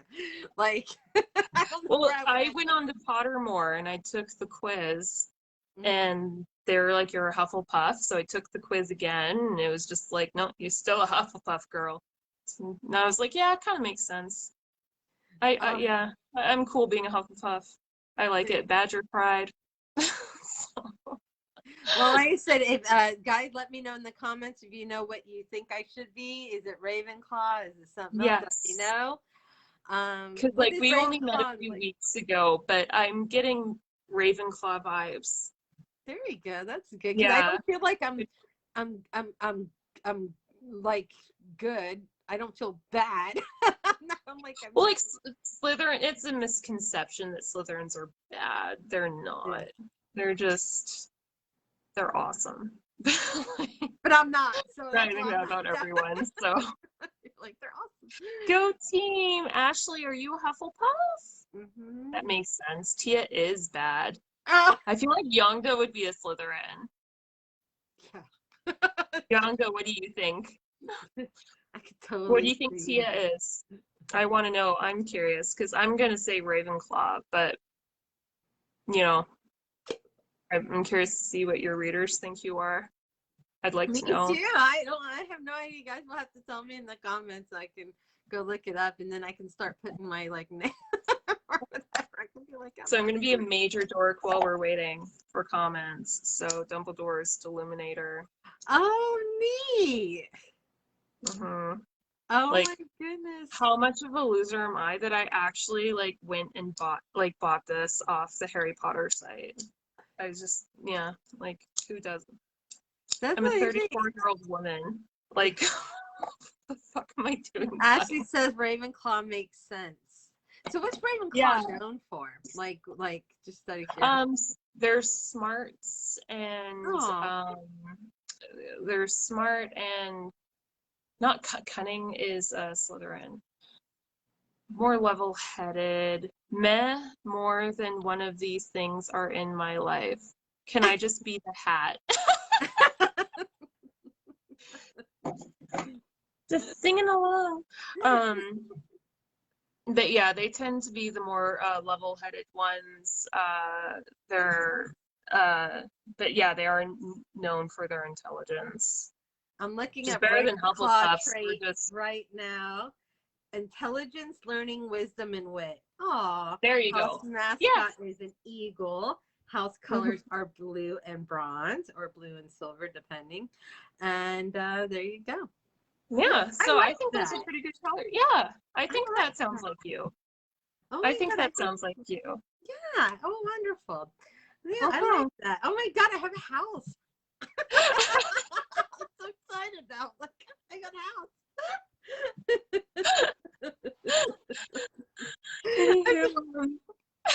House Did you tree. want to ask me anything else about Torment that maybe I didn't answer in the book? That Young just that said you house think I could drink answer? vodka. Vodka. Oh my God, Yonga. I can't help it. The vodka goes good with the slushy.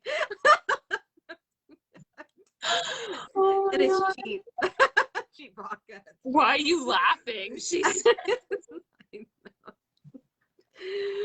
Oh my goodness. All right, well, Torment. Did I have any questions? No, I really felt like you answered everything. I'm telling you, it was a very well written book.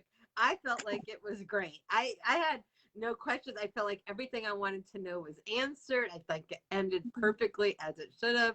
I was 100% like you couldn't change a thing in my opinion. I thought it was. So I have no questions, but we're taking questions, guys.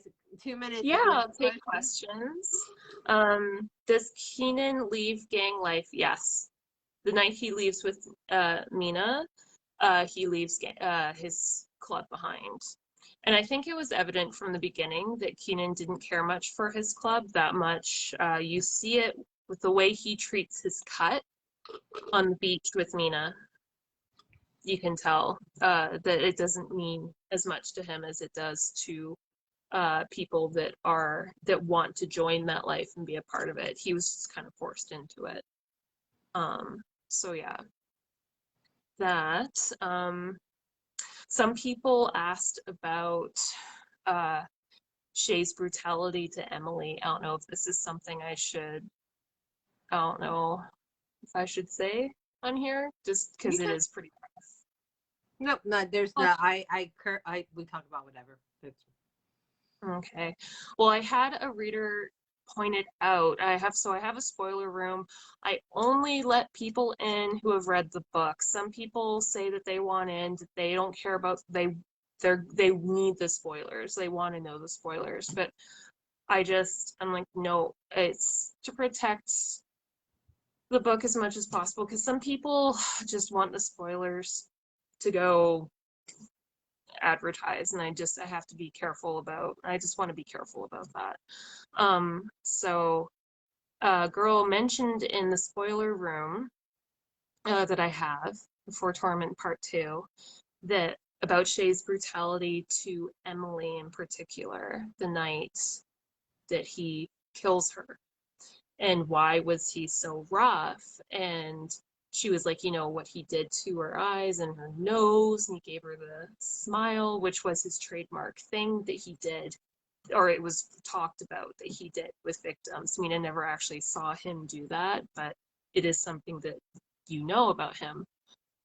And then she said, and then I remembered that Nina shared, the only similarities she shared with her mother was her eyes and her nose. And I was so proud of this girl for catching that. She's the first one that pointed it out. Shay gouged out her eyes and cut off her nose so that when he finally killed her, he wouldn't see Nina staring back at them in any way. Oh, wow. It was his way of disassociating himself from, he didn't want to see himself hurting Nina. And so he did that to her, and then once he got rid of the reminders, anything that looked like Nina looking back at him, then he proceeded with what he would do to anyone when he killed them. And yeah, when that girl pointed that out, I was like, you're the first one to note it, to link that together, and I was so proud of her. Now, see, you know why I thought he did that? Because when they were talking about the faceless, I thought he was making it like a sign because they were skeleton, like faceless. And, you know, skeletons have no nose and like the empty eye sockets and so that's what I got out of it. God, I wish I was as clever as the other reader. I was just like, no, it's not about that. It's just, I love the idea of people catching stuff like that in my book days, weeks after, and noticing stuff like that. Like someone in my group pointed out, it was like a few months after the release of the first book, before the second. She said, I just realized that the first time we meet Cody isn't when the girls take Nina into the woods. It's the very first time she sees Shay. He's fighting Cody. They're fighting for like sort of dominance and head of the junior part of the group. And I said, yes, there you go. Like, that's just a little thing about Cody, and there's a lot more behind that, but it's too much. I have a lot of character development, like notes for my characters, and Cody's is fairly complicated. It's too much to get into now, but yeah. So I love it when people pick up these little Easter eggs that I've left along for them to find, and I'm still waiting for a few more. really? So there you go, readers. Go back, read it again, and see what you can catch, you know, and Hints for impress next Dylan. books, you know, little things like that. Some of the stuff in the book is actually from my real life. So, for instance, when Mina's trying to decide what to be for Halloween, and Keenan tells her, wrap tinfoil around yourself and write meatloaf on the side. That's because my father did that to my sister the first year he was in charge of Halloween costumes. He literally wrapped her up in tinfoil, wrote meatloaf, and was like, you're a leftover. She got so much candy that night. Everyone felt so bad for her. And I took ballet when I was a little girl, and I didn't take it for very long because I was very much a tomboy, but I did take it, and I remember how strict it was and everything. I had a real French Canadian teacher, and she was very strict, very, very strict. She even told me I had to lose weight. I was 6, but like, they take it very seriously, the French. Another thing, so this is something I haven't really mentioned a lot, but Just one more thing I'll say about Mina, especially the stuff with her as a kid. One of the first things that people have noticed about Mina, they said she's neither a child, or she seems too grown up for her age, or she seems too young for her age. And I hate when writers don't write kids like a kid. My kid would never do that, etc. And I'm thinking, okay, however, with what Mina has gone through, she is neither an adult, neither a kid. She's being treated as an adult in how she has to deal with Shay. So in some ways, she acts much older. She lost her father. Her mom is gone with this new guy. In some way, she kind of has to fend for herself and grow up a little bit in some areas. And that's going to affect her development too when she's older and she's more naive.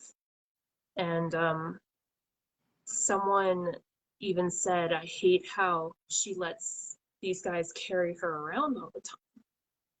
And I was like, well, if you think about it, so yeah, she's 9. She's letting these 15-year-old boys carry her around on their hip. So when my mom passed away, I was 8, and I remember being at her funeral feeling so lost and confused. All these adults coming up to me and talking to me about it as though I should have any real knowledge about what has happened. I'm 8 years old. And this teenage boy, he was a friend of my older cousin. He was 16 or 17. He found me hiding in a music room. And he just reached down. He knew immediately who I was. And he picked me up, put me on his hip, and he carried me down into the basement where all the guys, all the teenagers were hanging out. He put me in a chair, gave me his sweater, went upstairs. He got me a plate of food. He found a movie. He found Pocahontas. He put that on for me, and he just hung out with me. And it was the sweetest thing. And I let him carry me around because it was nice to have that attention and to have, especially a teenage boy, giving an attention to you when you're that age. Like, it's thrilling when you're a little kid and a teenager pays attention to you because they're cool. You know, and in that moment, you're feeling vulnerable and you want attention from someone and you want kindness, you'll take it. And especially when I feel like you're feeling vulnerable. So that is what I based young Mina off of, especially with the scenes of her in the woods with Keenan and Shay coming and finding them together. So that's just a little background on that. That's I really thought. nice, I think. And Mhm. you know, I think a lot of people look at 9-year-olds now, and you know, we're so used to seeing the precocious versions of 9-year-olds that we forget that not all 9-year-olds are precocious. Yeah, is that the word? Did I say that right? Someone help me. I'm awful at pronouncing so many words. I learn my words by reading, and I Someone in always end up comments, let me pronouncing it know. wrong. Precocious. Did I say that right? Oh my God, did I forget that word? Oh my God. But yeah, people say like, "Oh, kids don't act that way." Some Precocious. kids. Of a child having developed certain abilities or proclivities at an earlier age than usual. Okay, there we go. So like, thank you guys. Well, like, did I say that? I am, for those of you who are new, I'm new to you or new to me, I have MS, and so I've lost some words and I'm still regaining them. I'm like, did I say that? I forget, brain fog. Hey, I have trouble pronouncing some words in English still. Even though I'm an English speaker, I still have to stumble over certain words and I can't say them. So I totally get you. I mean, not in the same way, obviously, but sometimes I'll say a word and everyone looks at me and they just think, what is wrong with you? Why can't you say that? And I'm like, I don't know. The mouth doesn't work that way. My brain's broken. I'm sorry. It's the But vodka. it's what it is. I can't blame the MS. Yeah. I'm gonna blame the vodka. See, because I'm almost out. You also. But yeah, so, and then some people had a problem with her being older and acting younger and more naive. And I'm just like, look who she has as an older brother, shielding her from everyone, not letting her do things, hiding things from her. And So in a way, she throughout from the moment she meets Shay up into the end, she is forced back and forth to be much more mature than she should by being expected to deal with someone like Shay, and then pulled back and being kept in the dark about certain things. And so to me, it makes sense that she would flip-flop between being more naive, innocent, and an adult, given the situation that her life has taken her and where the journey of her life and everything, and the Yeah. people around her. But that's just my defense of that, I guess you could say. Well, no, Or my I explanation of why I wrote it like that. I and know and 9-year-old. My little sister's 14 years younger than me. My God, I know 9-year-olds. Snarky. At least she was. She was snarky. well, and I think they say that a lot of times we often reside where the age of our trauma longer than moving on. And so even into my 20s, I always felt like I was 15, like in my, like, you know what I mean, like I felt like I was perpetually stuck at this, like I didn't feel older. I felt like I was always this one age, and that was like my first trauma, came from that age. So but And trauma affects people differently. yeah. Right. And that's another point I was trying to make.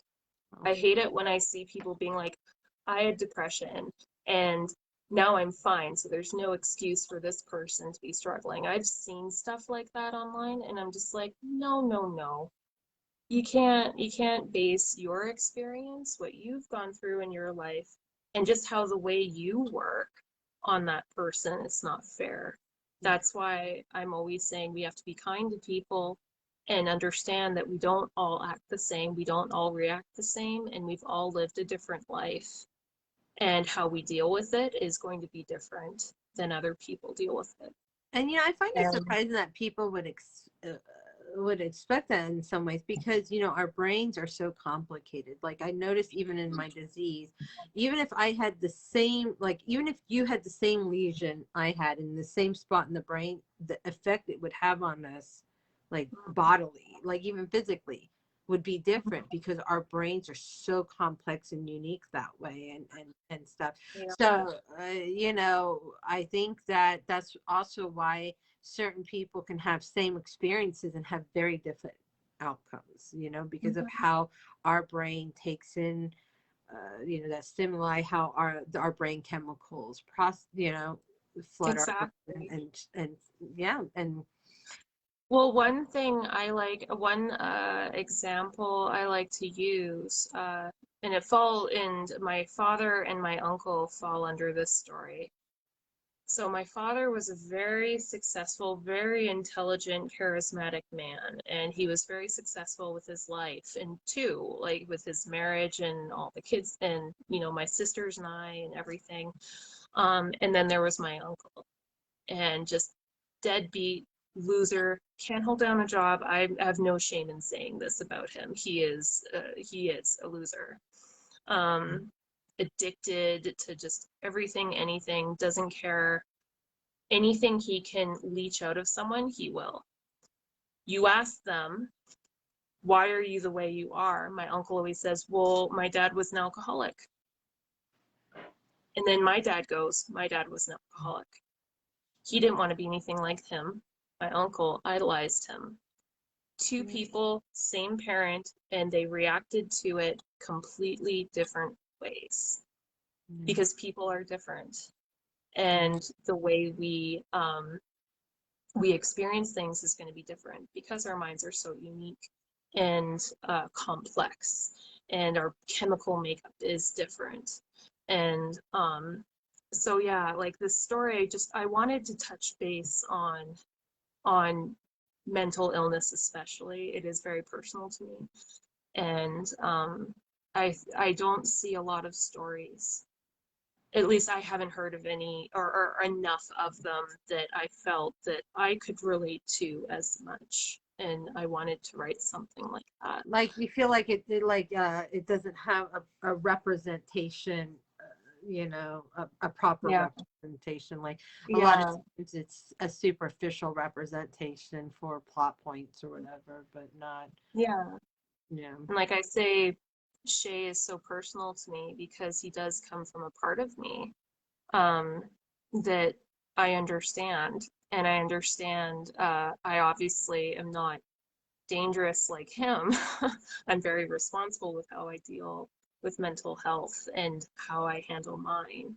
But Shay is modeled in that last chapter. It's how the mind of someone like me who suffers from manic depression, extreme manic highs, manic lows, that is how the brain works. This battle between this darkness in your head and the voice of reason. And it's a constant struggle back and forth, back and forth. And so, as hard as the chapter was to write, it was also probably one of the easiest because I understood his line of thought. Um, and so, that whole chapter is very personal to me. And to hear that people buy my book just to go automatically to the end to read it and then come at me for it, it really hits. And I try not to let it. I mean, some days my armor is stone and it's just like ha ha, and I laugh it off. And some days it hits, you know, it hits a little bit harder. Well, But as that's just part of authors, we the always process. we write ourselves into every story. We are a Mhm. portion of our character. So to attack, you know, certain characters Yeah. and stuff is to attack that author on a personal level because they are a representation of Yeah. those characters, which is why we should be so scared of terror. No, where's Tara? I'm No, sorry. and She's probably, the thing is, people, there's always going to be a group of people that are going to be party poopers. They're going to be party poopers. And, you know, and it's just something new that I have, that I'm learning how to deal with. And that's okay. If you don't like the book, that's okay too. That's fine. But if they it does don't, mean a lot when I I hear. guess that's just gonna be me. I'm gonna be that person who's like, well, if you don't like this book, then you don't know what the fuck you're reading because that book was amazing. But that's just me. Maybe I'm biased. I don't know. No, thank you so much. And anytime I get a message from someone saying how much they loved it, it does mean a lot to me because, you know, of course you want people to like your story, even if it does crush hearts. Like, um, uh, everyone has been so sweet about it, and everyone, I'd say 90% of people get where I was going with it. And as hard as it was to read, I think they've been very sweet about letting me know that even though I've ripped their heart in half, they still think the story was beautiful, and that means a lot to me. So Well, again, I think it's because amazing readers. you're seeing that last scene was. I mean, that suicide was beautifully written. Maybe it was just along with the song lyrics and just this kind of his way of thinking and him remembering and seeing it in his mind's eye. It was beautifully tragic. It's such a sad goodbye, you know, but it had to be, you know. And I think you know, like I told you, I always felt like the ones who hated it the most are a little bit younger in age, maybe. I almost wish we could poll them and say, okay, if you hated it, how old are you? Because I want to say that some things come with life experience, you know, like Yeah, you know. but not everyone is gonna like it, No, they're not. I and know, that's okay. but I mean, That's okay. I think I'm not saying that. What I mean is like some things just like self-sacrifice, and that comes with time and age. When you have something worth losing, like children, or you know what I mean, like you know, I don't think I understood it at 18 the way I understood it at like 25. You know what I mean? Like wisdom comes some with things do it. come with age, some understandings. Yeah. Yeah. Actually, about that song, thank God Yongda pointed it out to me. So I am editing the paperbacks. Hopefully by the end of the month, I'll have them back. But I do need to do some edits and changes to the book, so I'll be doing that. And Oh, on the song. yeah, yeah, just I didn't realize certain things I had to adjust, and so that was a mistake on my part. I thought that I had to have all the lyrics exactly right. It's like the opposite. Well, you can, but you have to get permission from the lyric writer. Exactly. Usually how it goes. And some authors do. I assumed you got it because I was like, okay, well, she's done it word for word. So I'm thinking she wrote and got the permission. And sometimes they'll give it to you. Like, you'd be surprised. Yeah, and I would love to, but I don't want them to think that I was taking advantage or using them in any way. I honestly just, I had misinformation. And that's my fault. That's totally my fault. So just, I decided just to pull the paperbacks right away. So not making any sales on those or anything like that. Cause I'm like, nope, I got to fix this. That's not right. And I'm going to have my formatter go through and, or I've already gone through and like changed it. Cause I'm like, I don't want to, I don't want to get in trouble for this, but Yeah, and I so mean, then they would just tell you to it's a cease and sticky thing. desist. And if Yeah. I don't think they would sue you. I think they would cease and desist. And then, if they want to be like, well, how much did you make? Can we have some of that? The worst way. Not a lot, honestly. Yeah, Like being a newbie writer, like yeah. you don't make a lot of money. And If you're it's J.K. Rowling, interesting, it's like, great. when I noticed it, I was like, ooh, but I was like, well, some people do get those permissions. So I was never bold enough, like, to ever write an author, like, like I would never write a musician. I'm too shy, like, but some people do. So, and Yeah, I would like to. I would love to ask permission, and I think I'll work up the courage. I just, yeah, I really don't want to make them think I was trying to be even sneaky. I honestly had misinformation, but I love his music. I love that song, and it was so perfect. And his other songs are just freaking gorgeous, and I just want more people to know about him because I'm like, your voice is beautiful.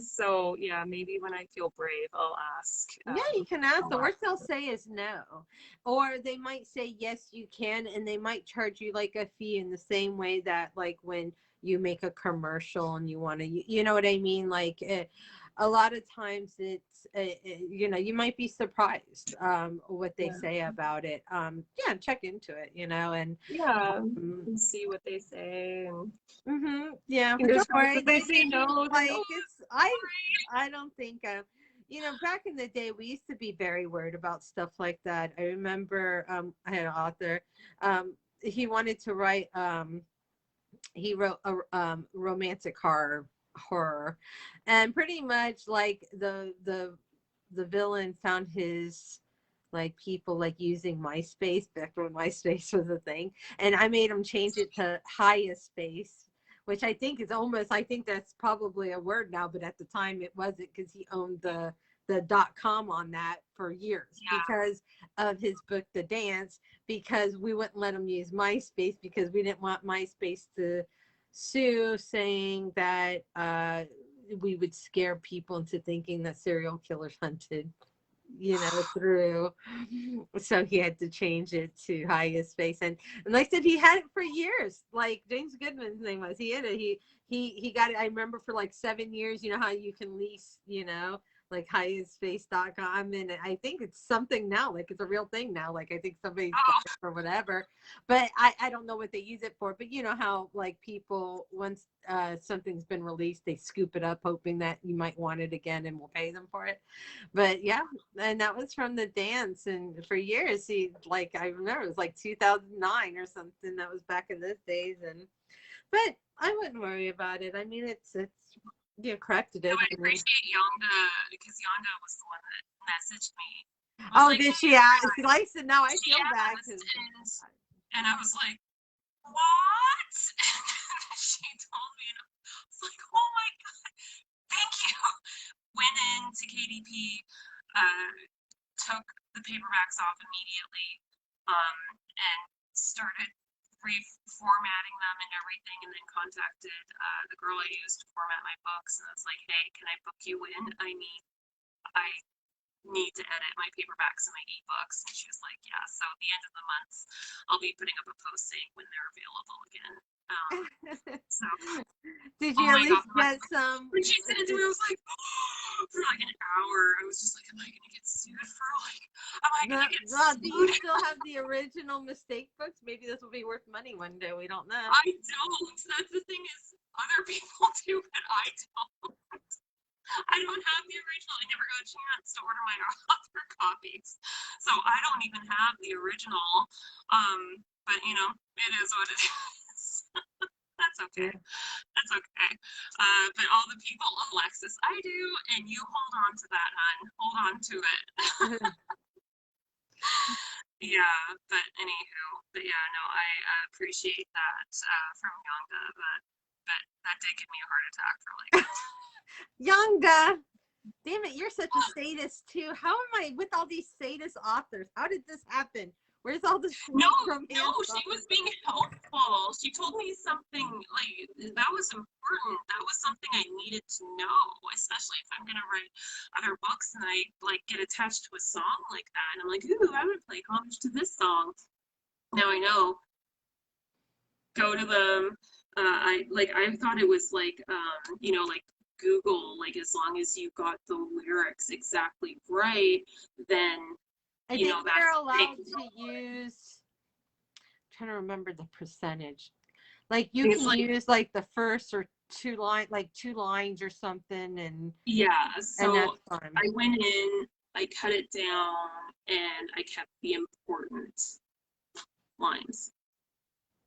And if I get permission to use the song, then I will put it back in again. But the way I edit it, it still has the effect. It still has the same feeling. So yeah, so two lines. So I kept the two important ones, and echoed it, and it still has the same effect. Yeah. Oh shit. Oh, well, don't worry about it, honey. It'll be okay. Well, I'll let you. I'm going to wrap this up so I can get this up. I'll probably put it tomorrow to YouTube so that way you can share it in your group for those who didn't make it out to. Are there any other little changes in the books? Oh, Talia wants to. If there are, it's little like mistakes. So some people, which I appreciate this, they message me directly if they're like, hey, there's a misspell here or a misperiod here. So things like that. When people contact me directly instead of reporting it to Amazon, that is so helpful. And I know authors appreciate that because if it's reported enough to Amazon, the book gets taken down. Yes. Whereas when you tell us, we get a chance to actually go in and fix it ourselves. And so it's like little changes like that, just a few little things, especially with the first book.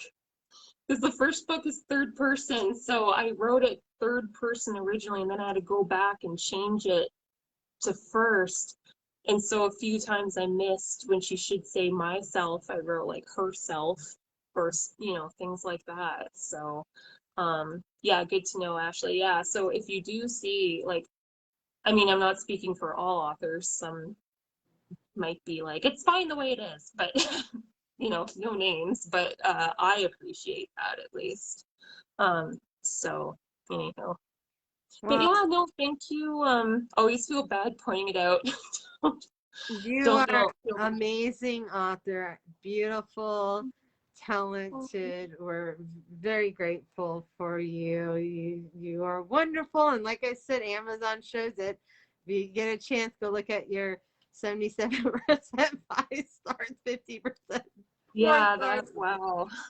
I can't believe that. That's Yeah, and your other one is Overwhelming. so like also I think like I want to say Torment One's got a shitload of reviews too. I wish I had that many reviews. Like damn. Part two's got 310 and part one has 251 reviews with 76 at 5-star, 17% at 4-star, and then it's 5 at 3-star, 2% at 2-star, and 1% at 1-star. So you're consistent. You're 4.7 out of 5 on book one and 4.6 out of 5 on book two. So That's amazing. so the readers have spoken. So all the haters, I felt like I think I even told like Tara and Vivian and them this. I felt like they didn't even actually buy the book and read it. I think they just heard and then had comments because your reviews on Amazon say differently. You have, out of 300 reviews, you get like 4 or 5 that have 1 star that complain about the ending. And again, I feel like, but 77%, that's what is that, 3 something, like, majority of them, 280 or whatever of them are 5 stars. So, and the 1 stars I feel like are people who will go back later and change their reviews, perhaps when they've calmed the fuck down about it. You know what I mean? Like, chill And out. if not, that's okay. They're entitled. I know, but I say that as a reader too. You know what I mean? I'm not saying that to be mean, but when you give I feel like giving 1 star to somebody really requires something heinous, and I don't think you deserved a 1 star for anything in that book. Even if you didn't like the ending, that wasn't worth 1 star. Do you see what I'm saying? Like that, 1 star is reserved, I think, in my personal opinion, which take it for well you will, or for like people who like made sure they made the first 3 chapters good, so that when you read you bought the book and then didn't bother to actually do anything with. Yes, like they didn't bother to finish the story because they've already have your money and they bank that you won't bother to return it. Like I feel like that's worthy of 1 star, not I just didn't like the ending, like, or I loved it until the ending. If you loved it till the ending, then ding a star. Say, you know what, it would have gotten 5 stars at a better ending. Here's 4 stars because, heroine didn't end up with A. She ended up with B. Whatever. I don't think it was worth docking someone 4 stars because you didn't like the fucking ending. Sorry, I'm getting bitter on your behalf for it. I'm like, what the fuck, That's just me. I'm like, really? It's trash because you loved it until the last 3 pages? Fuck you. Sorry. Man, I'm too old. I should stop. It's the vodka. I guess. Oh my god. Oh, that's awesome. That's hilarious. That's true. I'm like, seriously? You've invested. How many pages is the first book? That's like 374. All right, and then the second book is another 300 and so you liked it for 655 pages and then you hated it for the last 4 pages. That's ridiculous, Well, I mean, some people bought it. So one group, they were talking about it and they said, I just bought the book to read the last chapter and then return it so that the author doesn't get paid for the page reads. I was like, whoa, like that is another level. Like, damn. But yeah, there were groups of people doing that. That kind of bothered me because I was like, you're not enjoying the experience of the book. Of course, when you read the last chapter, you're like, oh, well, this is depressing as fuck. And I mean, it is when you read the book, but like, you also have to take part in the journey to get there. And it is. And then that's just rude when people return books anyways, just to do that. That's just ridiculous because, I will admit I have returned some books that I did not like. I know I won't ever read them again, but I've read them through. Didn't like it. I don't review. I feel bad. And usually, I mean, sometimes ideas are great, but the execution isn't quite there, and that's okay. But I don't need to be one of those people going at them for that. They're trying, and I respect that they're trying and putting it out there. It's scary putting it out there. It is. I Takes a lot of rarely guts. give, I don't, like I said, you have to be like a scammer or something for me to give you a 1-star review because, well, because you know what, just because it's not to my taste doesn't mean that it's a bad book also, because I feel like, you know, there's always an audience somewhere who will love that book. Like I read, you know, some authors who write in very specific niche genres that unless you like that genre, this book is not, you know what I mean? And for you to read it, you're going to be like, I hate this, but you know what I mean? Like it's, I think I try to read according to the genre, Yeah. you know, like I try to go into the book that way, because if I just read it based on personal opinion, then I will always love romance and hate, I don't know, drama.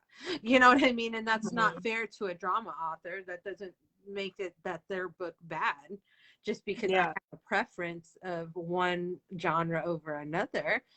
So I would never give someone's book, you know, that wrote like a mainstream drama, for example, 1-star just because I didn't like it because it wasn't romantic enough. Yeah, that's just I think people are. But like I said, I see it in when I read the reviews that these are some of these are people who, you know, you know, like some things like let's see. One person wrote like they paid for the book and then it was on Kindle Unlimited, you know, like things like that. That's not, why is that a 1-star for you? That's on them. Like the Wait, they feel. left me a 1-star because it wasn't Kindle Unlimited? Yeah, like, well, you know, they For the wrote like first second. day, it wasn't. That was a Well, mistake. I think the second book, No Closure, epilogue didn't make sense, which isn't true. I paid for Oh. the second book hours later, read for free, Kindle Unlimited, super pissed about that and disappointed with this horrible. It's not true. So, like, say they bought it enough to buy it, you know, uh, you know, like I said, I feel like the ending of the book ruined the whole series for me. It's heartbreaking. So sometimes, you know, I think they just were heartbroken. Yeah, you know, but again, that's not worth a 1-star. That's on them to accept that. Did you write Nicholas Sparks and give him 1 star for his fucking books? Because everybody dies at the end of that. Well, it is hard too because this is the first time anyone's read anything by me. Yeah, So but people aren't used to my style. no, but I your think a writing lot of was fine. It was people, well edited. It was formatted beautifully. Like there's a lot of things to be rated on than just, you know. yeah, And but I I don't know think because I feel it's, like I've rated now like 60 books since I've turned in my last one because I've been avoiding writing and done nothing but read, like as I told you earlier. But yeah.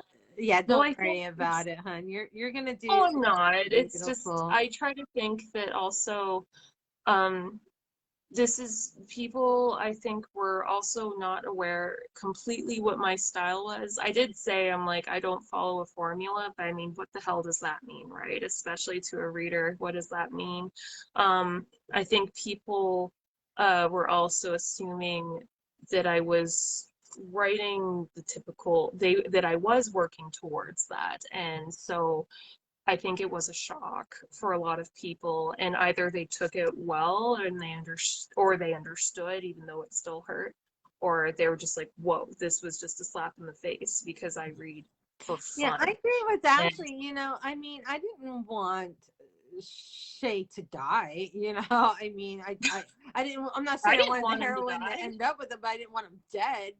But that's just how the story played out. That's just it didn't detract from the story. Like I said, I mean, we all read Romeo and Juliet. We all watched The Walk to Remember. I mean, like shit fucking happens sometimes. People, you gotta doesn't detract from the story or the romance that was there. Their love story was still just as powerful, even if it was short.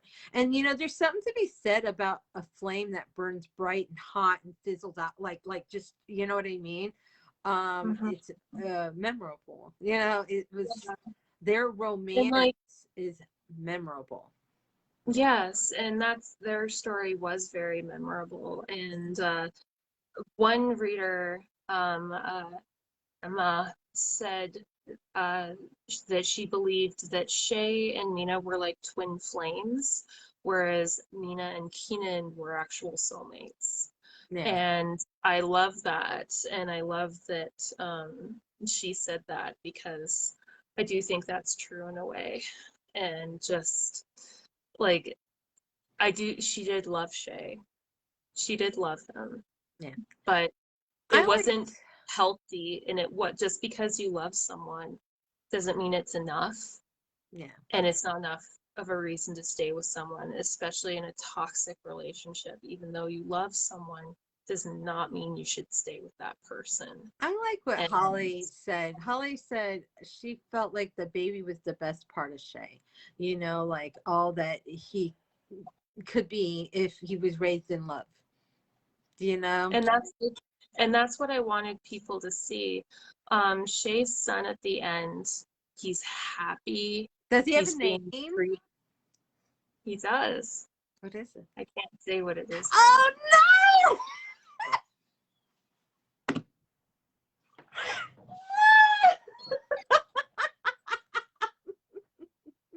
I'm sorry. Well, there you go, reader. We got one of the secrets out.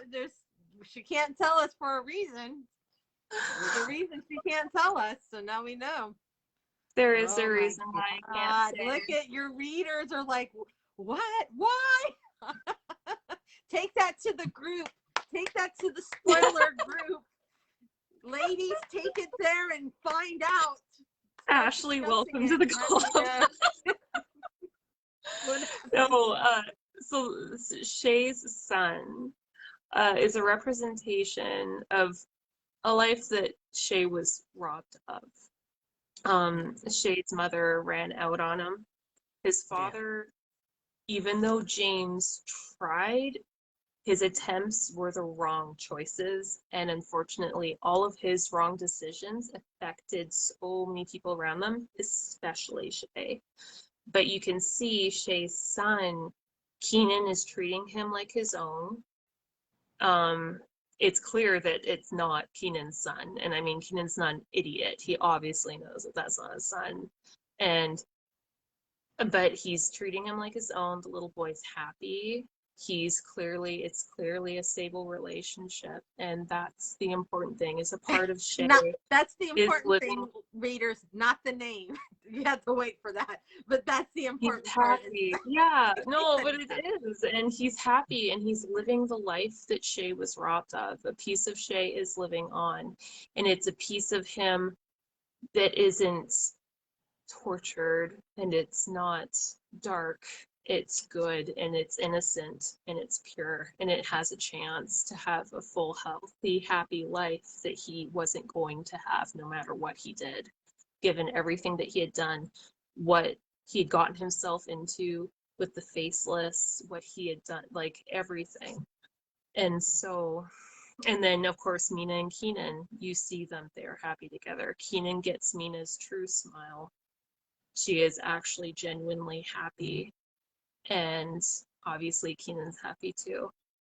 So it's a bittersweet end. It is. But I love this, that we're gonna end on this. We are like, they're gonna be like, everyone's gonna be like, wow, this is really. I had such a good time, Dylan. Thank you.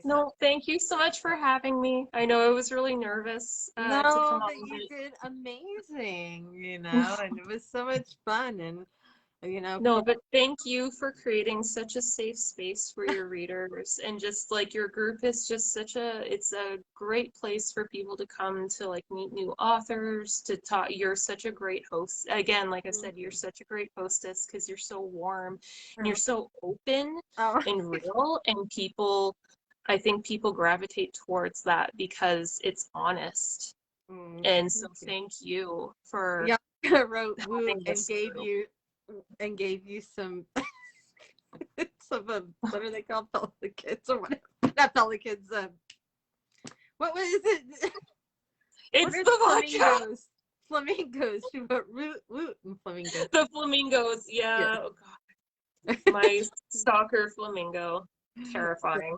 Thank you so much, everybody. I appreciate you guys. I will see you, if not around Tia's Digital Tea Time, I'll see you in the vault or around Book 2 Spoilers, trying to figure out Dylan's Shay's son's name. Good luck. Let me know how that goes out. If You'll you guys, find out his name. yeah, You no, will. in time. Just But I know it's got to be a discussion piece now. That's going to keep them going for a little bit, I think, the readers in there. And so I'll be in the comments, guys, for a little bit, answer any questions you have. I'm sure Dylan will just tag us if you have anything. And we love you, and we thank you so much for reading our work, and I will see you guys soon. So thank you again. Bye, Dylan. thank you for having me.